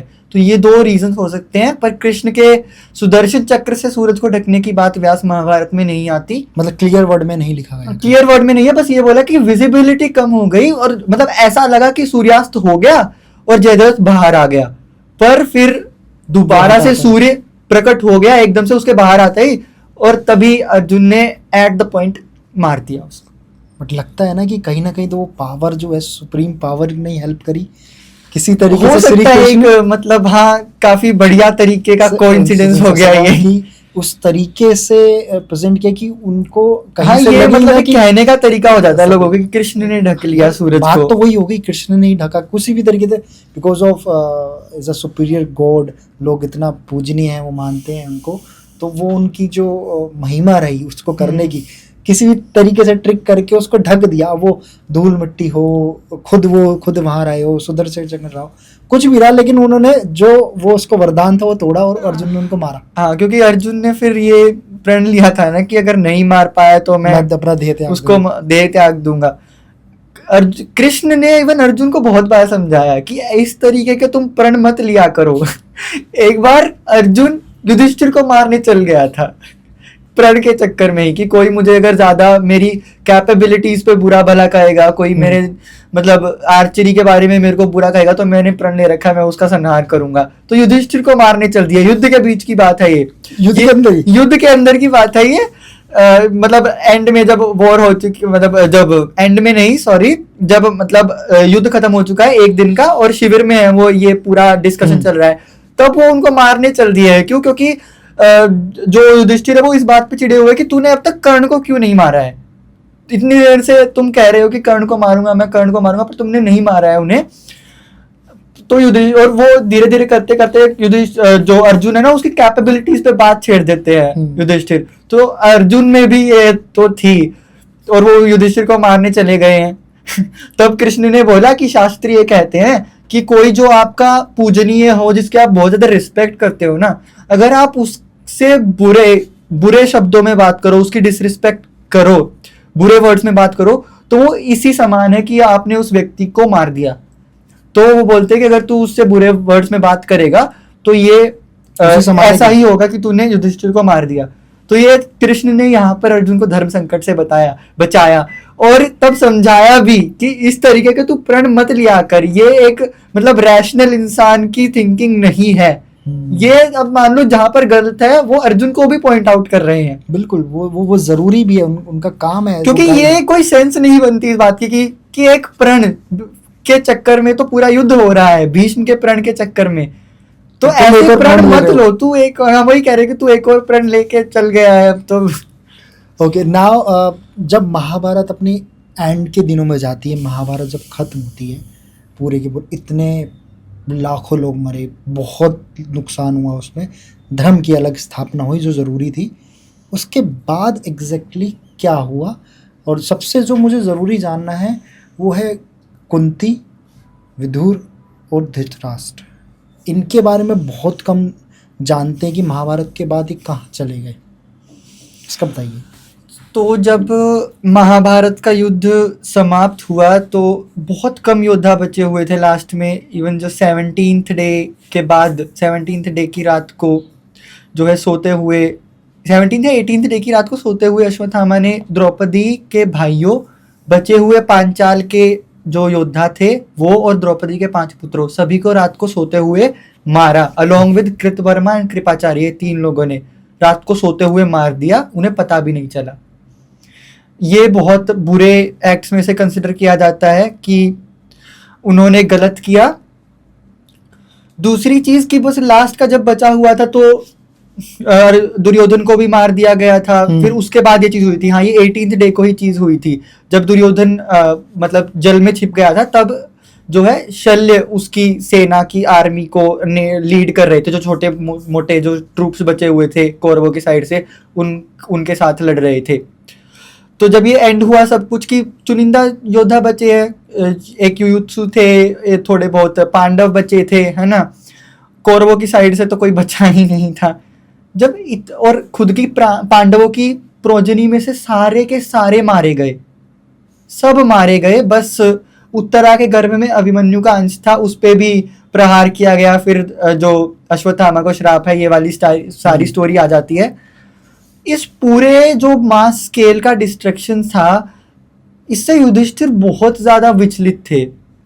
उन्होंने एक बार को ये कह दिया कि मुझे नहीं बनना राजा, मुझे नहीं करना ये राज्य, क्या फायदा। मतलब यहाँ पर ये मेंशन किया गया है कि एक अलग से पर्व आता है कि स्त्री पर्व, जिसमें ये पूरा स्त्रियों के शोक का वर्णन है कि कौन कैसे विलाप कर रही हैं उस युद्ध भूमि में, जहां पर गिद्ध और कौवे उनके बॉडी को खा रहे हैं, वहां पर विलाप करती हुई। ये पूरा बहुत खौफनाक और डरा देने वाला सा दृश्य है कि तेज तेज विलाप करती हुई स्त्रियां हैं और उनकी बॉडी को खाते हुए, वो गले हुए सड़े हुए मांस में वो बॉडी डिकम्पोज हो रही है सारे उन योद्धाओं की।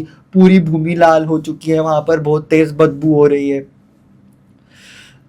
तो वो कहते हैं वहां पे कि इतना बुरा ये सब विलाप वगैरह देख के, और युधिष्ठिर बहुत ज्यादा मतलब डिमोटिवेट हो गए कि क्या ही फायदा है, इतना सब कुछ युद्ध किया। तब कृष्ण ने और व्यास मुनि ने उन्हें दोबारा से काउंसलिंग दी कि इसके लिए कि जो धर्म की स्थापना थी, जो ऑब्जेक्टिव था जिसके लिए इतना डिस्ट्रक्शन किया या युद्ध किया, उसको अब रिस्टोर तो करो इस राज्य को। तो इस चीज के लिए राजसूय यज्ञ दोबारा से करवाया गया। अब यज्ञों के बारे में ना मैं आपको एक बड़ी इंटरेस्टिंग सी चीज बताता हूँ कि ये क्या जरूरत है कि हर चीज को लेके राजसूय यज्ञ को ही लेके आ जाते हैं बीच में। ये इतना इम्पोर्टेंट है। राजसूय यज्ञ में क्या है कि सारे के सारे राजाओं को एक साथ लाया जाएगा, जितने भी हैं सब आते थे, उस सेरेमनी को अटेंड करते थे। हाँ, और ये एक्सेप्ट करते थे कि हाँ, हम आज से आपके अलाइज हैं। दोबारा से अर्जुन ने इस बार गए थे, सारे के सारे राजाओं का जो बचे कुचे से, कुछ जगह रिटेलिएशन भी फेस करना पड़ा था। जैसे कि उनके खुद के बेटे, मणिपुर साइड में चित्रांगदा नाम की प्रिंसेस थी, मणिपुर के जो राजा की थी चित्रांगदा, उनके बेटे थे बब्रुवाहन, वो अर्जुन की पत्नी थी।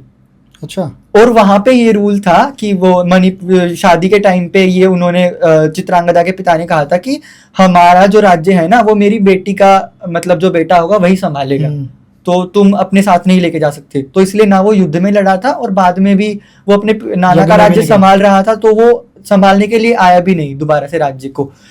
तो वो वहां पे गया था, तो वहां पे एक बार को अर्जुन को रिटेलिएशन फेस करना पड़ा। फिर चीजें दोबारा से नॉर्मलाइज की। ये किसी और दिन बताऊंगा, ये काफी इंटरेस्टिंग स्टोरी है कि अर्जुन को फर्स्ट टाइम अपनी लाइफ में डिफीट फेस करनी पड़ी, वो भी खुद के बेटे से। ऑलमोस्ट मर चुका था अर्जुन। उनकी जो एक दूसरी पत्नी थी उलूपी नाग कन्या, उन्होंने रिवाइव किया। संजीवनी मतलब एक जेम स्टोन करके था उनके पास, नाग कन्या थी वो, कि विष का तो उपाय होता है जहरीले तीरों का।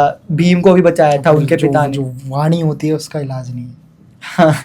हाँ, जो भीम को भी बचाया था उनके पिता ने जब विष दिया गया था बचपन में, तो ऐसे ही उन्होंने भी उनको रिवाइव किया।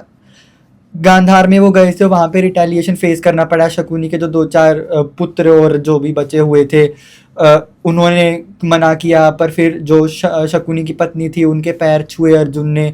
तब उन्होंने समझाया कि ऑलरेडी इतना डिस्ट्रक्शन फेस कर चुके हैं और कितना तुम वो करोगे। उन्हें आशीर्वाद दिया और बोला कि ये ज़रूर आएंगे तुम्हारे राजसूय यज्ञ में।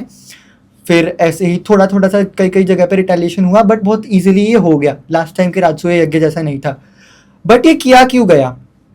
रीजन ये था, ये जो यज्ञ होते थे ना, इनमें पूरे जो बाकी सारे राजा के किंगडम्स है ना, ये इकट्ठा होते थे, और जो यज्ञ होते थे इस टाइप के ग्रैंड स्केल पर, उनमें एक बहुत कई कई दिनों तक सेरेमनीज चलती थी, और जैसे फ्री खाना पीना, कई हफ्तों महीनों तक फ्री खाना पीना होगा। अब आप मुझे एक बात बताओ, काइंड ऑफ इवेंट, हाँ इवेंट था, बड़े इवेंट्स जो ऑर्गेनाइज किए जाते थे वो थे, ताकि मनी जो सर्कुलेट होता है। इवन जो अलग अलग राज्यों से एक तरह से कल्चरल मेले टाइप में लगाए जाते थे, अलग अलग राज्यों से जो आर्ट फॉर्म्स है वो लाकर डिस्प्ले में होंगी। शॉर्ट वर्जन में समझना, जैसे हमारे दिल्ली में प्रगति मैदान, हाँ वो भी कह सकते हैं, बट एक थोड़ा सा और बड़े लेवल का, वो मास स्केल पे।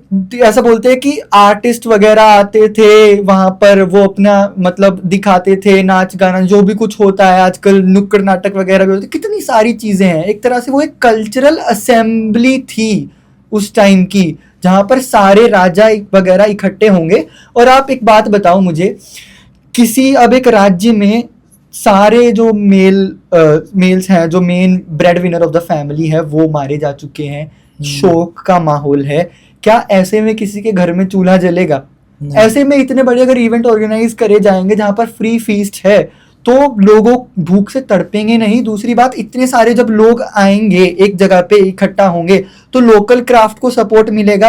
एंड ऐसा नहीं था कि हर एक राज्य युद्ध में लड़ा था, कुछ कुछ मैंने बताया था कि 3 तो नहीं लड़े थे, और इनके अलावा भी बहुत सारे छोटे छोटे जो रहे 220 से भी ज्यादा राज्य थे, जिनमें से केवल मतलब 18 और मेजर किंगडम्स थे वो आए थे लड़ने के लिए। तो जो छोटे छोटे थे वो और भी बचे हुए थे।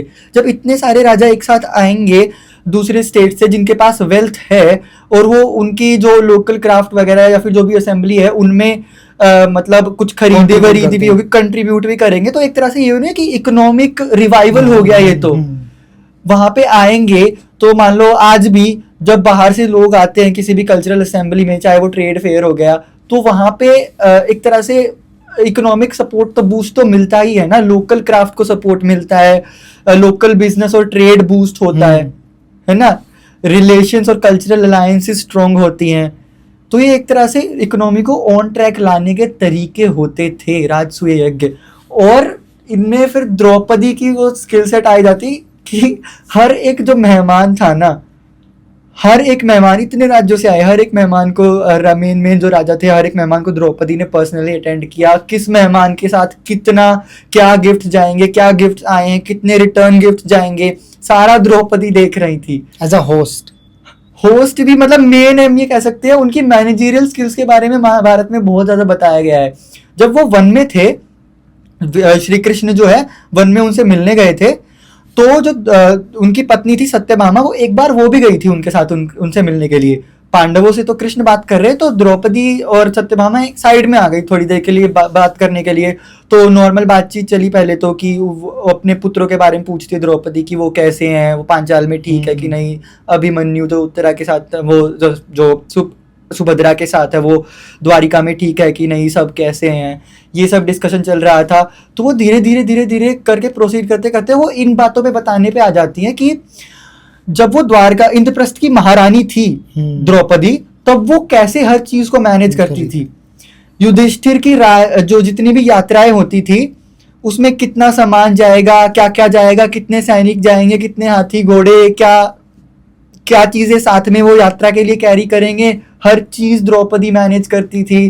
महल में रोज हजारों लाखों की संख्या में ब्राह्मणों और की सभाएं होती थी, मतलब उनको खाना खिलाया जाता था, भूखों को खाना खिलाया जाता था, स्कॉलर्स को के लिए जो डिबेट ऑर्गेनाइज की जाती थी उनमें उनके बाद उनको खाना खिलाया जाना, इन सब का सारा कार्यभार द्रौपदी देखती थी। 1 लाख से ज्यादा जितने भी दास दासियां थी सबको वो नाम से जानती थी। ये द्रौपदी का मैनेजरियल स्किल था। और सबसे बड़ी बात, पांडवों की जो इंद्रप्रस्थ में ट्रेजरी थी ना, किसी भी पांडव ब्रदर को, ना अर्जुन, ना भीम, ना युधिष्ठिर, किसी को भी नहीं पता था कि एग्जैक्ट फिगर में वो ट्रेजरी कितनी है। द्रौपदी कहती है कि वो एक विशाल महासागर के जैसी थी वो ट्रेजरी पूरी, और किसी को नहीं पता, मुझे पता थी कि क्या है एग्जैक्ट फिगर। एक तरह से चीफ ऑपरेटिंग ऑफिसर या फिर सीईओ वही कुछ थी manage कर महल रही की, थी। तो वही थी। सेम उन्होंने फिर राजसूय यज्ञ में भी अपनी स्किल्स का प्रदर्शन किया ही था। तो ये इकोनॉमी को ऑन ट्रैक लाने के लिए राजसूय यज्ञ किया गया था। फिर दोबारा से युधिष्ठिर ने राज्य संभाला और अब थोड़े टाइम का पीस आ चुका था, जब ये हम कह सकते हैं कि एक जस्ट रूलर भारतवर्ष पर साम्राज्य को उसने संभाला हुआ था। जिस धर्म की स्थापना के लिए श्री कृष्ण ने इतना सब कुछ किया वो हो चुका था स्थापित। अब कई साल जो हैं युधिष्ठिर के राज्य में पीसफुली जाने वाले थे। तो इसी में बीच बीच में जो है वो इंसिडेंट, तो भीम को मारने की कोशिश करी थी धृतराष्ट्र ने, ये तो सभी जानते हैं। उसके बाद भी कभी कभी सब उनको बहुत अच्छे से रखते थे, युधिष्ठिर अपने पास ही रखते थे। कुंती माता, गांधारी जो और धृतराष्ट्र है अपने साथ रखते थे। भीम कभी कभी ये मेंशन है कि कभी कभी थोड़ा कड़वा बोल जाते थे। भीम को थोड़ा सा ना मतलब इमोशनली बहुत एक्सप्रेसिव बताया गया है महाभारत के उसमें पूरे में। इवन जब द्रौपदी का चीरहरण हो रहा था सभी पांडव शांत है, पर भीम चिल्ला चिल्ला के कह रहे हैं कि छाती फाड़ दूंगा तुम्हारी, तेरे हाथ तोड़ूंगा, इनका जंगा तोड़ दूंगा।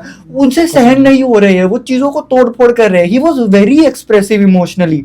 और बहुत बार भी अपने भाइयों पर कुछ भी बात आ जाए तो वो बहुत बार मतलब एक्सप्रेस करते थे इस चीज को कि मैं सहन नहीं करूंगा। अपने भाइयों के लिए वो इतना ज्यादा इमोशनली अटैच थे उनसे। भीम को बहुत ज्यादा, तो कभी कभी वो कोई बात बुरी लग जाती थी तो पॉइंट आउट कर देते थे धृतराष्ट्र को, बुरा कह देते थे कि आपकी वजह से युद्ध हुआ ये सब वगैरह। पर बाकी सब पीसफुली ही चल रहा था। पर इसमें विदुर की बात आती है। विदुर ने जब युधिष्ठिर ने राज्य संभाला तो उसके बाद वो वन में चले गए थे। जब वो वन में थे तो एक दिन युधिष्ठिर उनसे मिलने गए। वो वन में गए क्यों? क्योंकि वो रिटायर हो जाना चाहते थे, क्योंकि अब वो संभाले, क्योंकि इतना सब कुछ अपनों को जाता हुआ देखना अब उनका बहुत हो चुका था। इतने साल उन्होंने मतलब उस साम्राज्य को दे दिए अपने।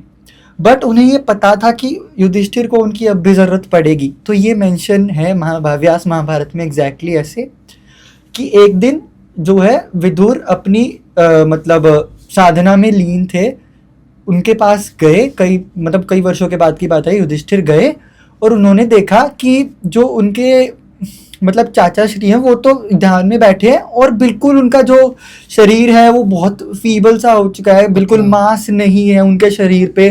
पर उनके शरीर पे एक बहुत मतलब तेज सा है, ऊर्जा सी फील हो रही थी। तभी विदुर उठे और चले गए, एक मतलब जंगल में चले गए। युधिष्ठिर उनके पीछे पीछे कि ये कहाँ जा रहे हैं। फिर एक पेड़ के पास आकर विदुर रुक गए और वहीं पे ध्यान में बैठ गए। तभी जो है युधिष्ठिर ने ऐसा फील किया जैसे उनके अंदर कुछ तो मतलब एक बहुत एनर्जी सी उनके अंदर चली गई हो। उन्होंने ऐसा फील किया कि बहुत तेज सा उनके अंदर प्रवेश कर गया हो, बॉडी के अंदर गए। ऐसा बताया गया है कि विदुर ने वहां पे अपने प्राण त्याग दिए थे क्योंकि उनका उद्देश्य पूरा हो गया था। पर वो जानते थे कि युधिष्ठिर को उनके ज्ञान की जरूरत पड़ेगी, इसलिए वो युधिष्ठिर के अंदर समा गए थे। पुराणों में विदुर को धर्मराज, जो यमराज थे, धर्मराज थे, उनका अवतार माना गया है। एक श्राप मिला था जिससे यमराज को नीचे धरती पर आना पड़ा। वो काफी इंटरेस्टिंग स्टोरी है। अभी फिर ज्यादा डिटेल में जाएंगे तो पूरा डेविएट हो जाएंगे। पर वो धर्मराज के ही अवतार थे और युधिष्ठिर जो है धर्म के अंश। तो धर्मराज धर्म के अंश के अंदर चले गए। अब युधिष्ठिर उनके अकॉर्डिंग पूरा जस्ट रूलर बनने के लिए बिल्कुल तैयार था। एंड जाते हुए भी उन्होंने उस साम्राज्य का भला ही सोचा। फिर जब पूरा ये सब चला गया, थोड़ा टाइम और बीता, विदुर भी चले गए थे। फिर अब बारी आई कुंती, गांधारी और धृतराष्ट्र की। बहुत टाइम तक वो रहे महल में। फिर एक दिन नहीं सहन होता था अब इतना, जिस पिता ने जिस माता ने अपने 100 बच्चों को खोया हो, इतना ज्यादा वो खुद को युद्ध का जिम्मेदार मानते थे। लास्ट में रियलाइजेशन तो हुआ ही था उन्हें। तो उनसे वो नहीं रहा गया और वो बोले कि बस अब ये महल जो है ना ये मुझे चुभने लगे हैं, अब समय आ गया है। जाना तो बहुत पहले ही चले जाना चाहिए था, पर अब वन चले जाने का समय हो गया कि अब हमें वन जाना है। युधिष्ठिर ने रोका पर मना कर दिया, साथ में गांधारी माता भी। तभी वो क्या देखते हैं कि गांधारी और धृतराष्ट्र तैयार है जाने के लिए, साथ में माता कुंती भी तैयार हो गई उनके साथ जाने के लिए। उनके साथ जाने के लिए। पूरी लाइफ उन्होंने अपने बच्चों के अधिकारों के लिए लड़ाई करी, उनके साथ वन में रही, 2 बार वनवास काटे उन्होंने उनके साथ में। तीसरी बार तो द्रौपदी के साथ गए थे, पर 2 बार उन्होंने वन में गमन किया था और अधिकारों के लिए लड़ती रही। पूरा जीवन स्ट्रगल से ही भरा हुआ था। अब ये टाइम था कि थोड़ा सा सुख भोगने का समय आया। सेम बात युधिष्ठिर, अर्जुन और भीम ने पूछी कि अब तो आपका सुख भोगने का समय है, आप अब क्यों जा रहे हो? तो वो एक बहुत मतलब हर्ट टचिंग सी बात बोलती है कि ये जो तुम्हारे सामने खड़े, ये जो तुम्हारे पितामह हैं, मतलब ताश्री जो मतलब धृतराष्ट्र और गांधारी, मैं इनकी बहू जैसी हूँ, इनके छोटे भाई, छोटा भाई तो बेटे जैसा होता है, तो मैं एक तरह से इनकी बहू जैसी हूँ। तो अब तो मैं इनको अकेला नहीं छोड़ सकती कि अब ये बिल्कुल बूढ़े हो चुके हैं, मैं इनके साथ क्यों नहीं जाऊं। और जो जितना कुछ देखना था सब कुछ तो देख ही लिया है ना। मुझे तुम लोगों को एक धर्म का मतलब मुझे पता था तुम लोग धर्म के युक्त राज्य करोगे, तो तुम्हें वो अधिकार दिलवाना था, वो हो चुका है, मेरा उद्देश्य पूरा हो गया है। वो भी उनके साथ चली गई। मतलब इतना टाइम स्ट्रगल के बाद जब सुख भोगने का थोड़ा सा समय मिला, वो भी उन्होंने छोड़ दिया उनके लिए। कुंती मतलब पूरी लाइफ एक जो सेल्फ सेक्रीफाइसिंग लेडी थी ना, वो थी। फिर ऐसा मेंशन है कि एक दिन जिस नैमिषारण्य मेन फॉरेस्ट बताया जाता है जहाँ पे वो गए थे, वहां पर एक दिन कहते हैं कि फॉरेस्ट फायर में गांधारी, कुंती और धृतराष्ट्र और गांधारी तो बहुत फीबल हो चुके थे, बहुत बिल्कुल, क्योंकि उन पे बहुत ज्यादा ट्रॉमा भी था, बहुत जल्दी वो एज कर रहे थे।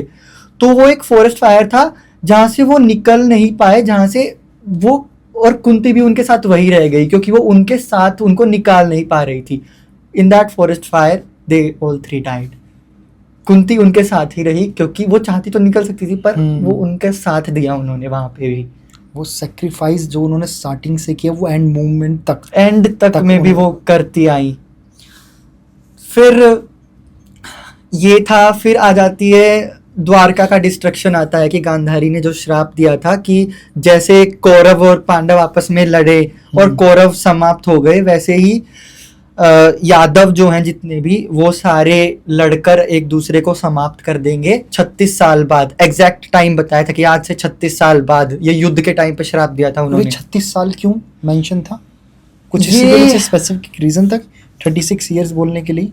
मे भी शायद एक कूलिंग डाउन पीरियड के लिए, या फिर कुछ भी आप कह सकते हो कि उन्होंने बस आउट ऑफ नोवेयर उनके मन में आया, उन्होंने बोला कि आज से 36 साल बाद वो हो जाएगा, ये चीज़ तुम्हारे सब समाप्त हो जाएंगे। अब सेक्रीफाइस इतना किया कुंती ने, एंड मोमेंट तक उनका साथ दिया, बट उसके बाद सब कुछ बेटर हो चुका था महाभारत का। हर चीज़ एक परफेक्ट तरीके से, जिस तरीके से धर्मराज स्थापित करना चाहते थे भगवान कृष्ण और खुद युधिष्ठिर, वो प्रॉपर तरीके से मैनेज होके चल पा रहा था। वो एक मैं बताया था कि वो एक ऐसा था कि कलयुग को आने में अभी बहुत समय था। तो तब तक के लिए वो एक काफ़ी जस्ट और पीसफुल एनवायरनमेंट तब तक बन चुका था।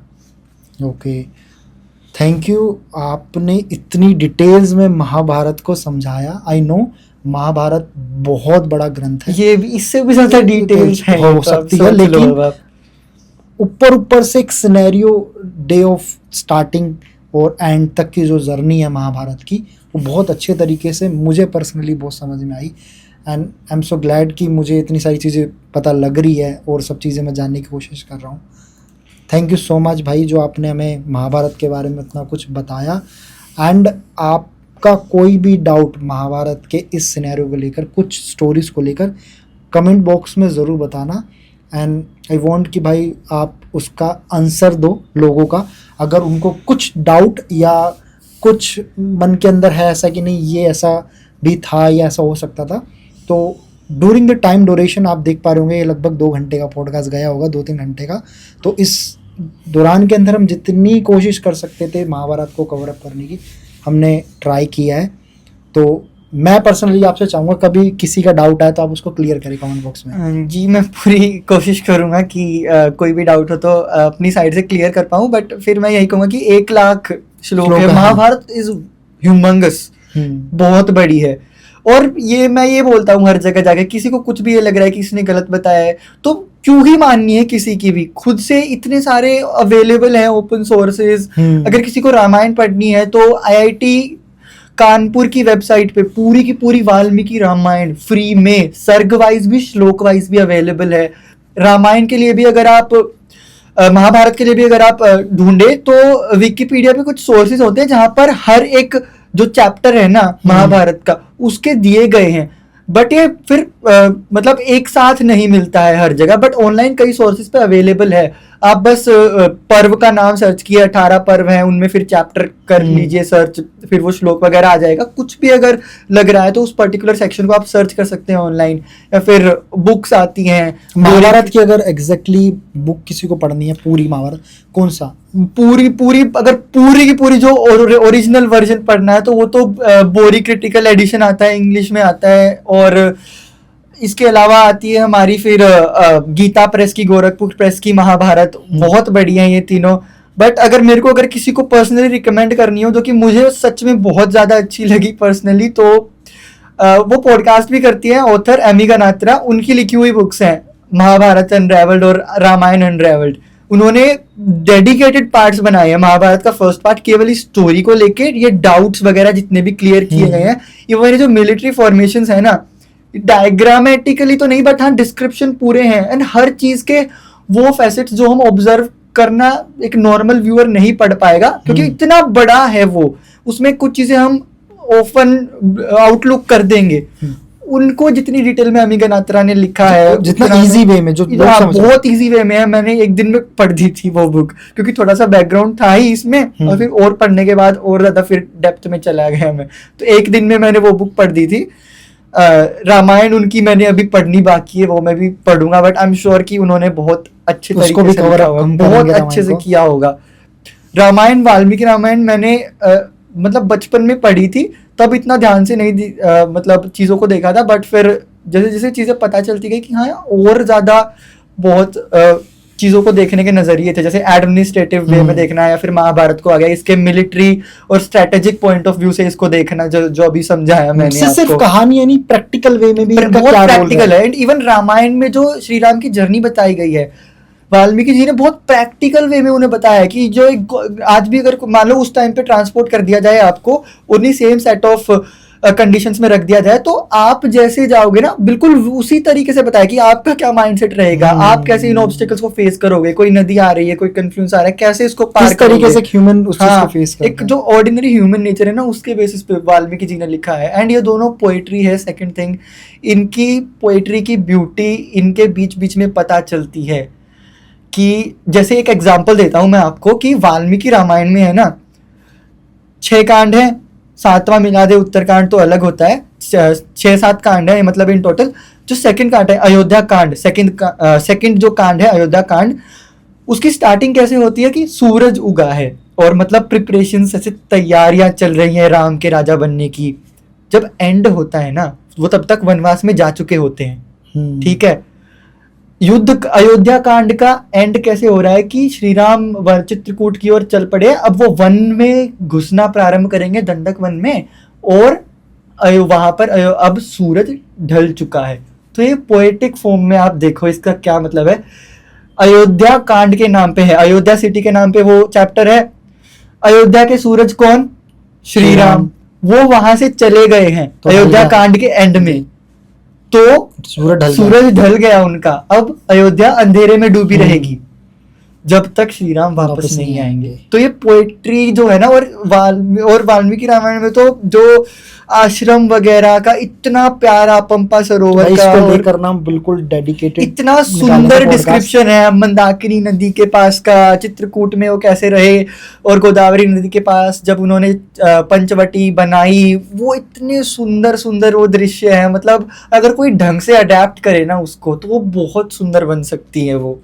सो इसको हम लोग फुल्ली डेडिकेटेड एक पॉडकास्ट रामायण के ऊपर करेंगे। कमेंट बॉक्स में ज़रूर बताना अगर आपको भाई से सुननी है रामायण की डेप्थ नॉलेज और प्रैक्टिकल वे में जो जैसी लिखी गई है वाल्मीकि रामायण में, तो उसको लेकर हम एक डेडिकेटेड पॉडकास्ट निकालेंगे। एंड तब तक के लिए भाई लास्ट आप क्या कहना चाहोगे व्यूअर्स से?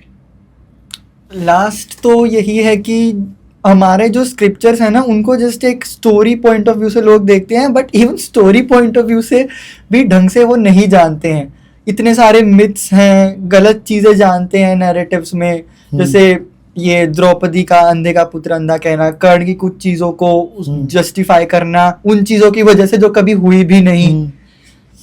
बहुत से ऐसे मिथ्स हैं जो जैसे आजकल तो जो मॉडर्न राइटर्स लिख देते हैं, फिक्शन ही लिख देते हैं कि कर्ण और द्रौपदी की लव स्टोरी दिखाई जा रही है। ये मतलब कुछ सेंस नहीं बनता इन चीजों को, बट क्योंकि आज की यूथ है या तो टीवी सीरियल से देख के पढ़ेगी या फिर इन बुक्स पे, जिनमें ये तो फिक्शनल एलिमेंट ही है। जो ओरिजिनल व्यास जी का जो वर्जन है उसको तो कोई आज जानता ही नहीं है, ये जानने की कोशिश भी नहीं करते हैं। इतने फ्री रिसोर्सेज अवेलेबल हैं, तो इसलिए मैं कहता हूँ कि और कुछ नहीं तो जल्दी के लिए आप अमी गनात्रा जी की पढ़ सकते हैं, और फिर एक बार इंटरेस्ट आ गया ना, यू विल डेफिनेटली ब्रिंग बोरी क्रिटिकल एडिशन या फिर गोरखपुर की गीता प्रेस की बुक जो भी पढ़नी चाहिए ताकि ज्यादा डिटेल्स में समझ पाए। इवन अगर सच में किसी को डाउट है तो और मैं यही तो कहता हूँ, किसी की भी क्यों सुननी है। लोग बोलते हैं उसने तो ऐसा कहा, ये गलत बोल रहा है, वो गलत बोल रहा है। एक बार खुद से एक्सप्लोर करो ना, क्यों ही किसी की तुम्हें सुननी है। और अगर नहीं करना है, खुद के मिथ्स में जीना है, तो ये बात कहना छोड़ दो कि मुझे पता है। Right, thank you so much भाई इतनी सारी डिटेल्स में हमें महाभारत के बारे में बताने के लिए। मिलते हैं अभी आपसे अगले पॉडकास्ट में, जिसमें हम बात करेंगे आपसे द्वारका नगरी की और रामायण की, जो हमारे बीच में फिक्स हुआ, जो हमें इसको फुल्ली रिकॉर्ड करना है डेप्थ के अंदर। थैंक यू भाई।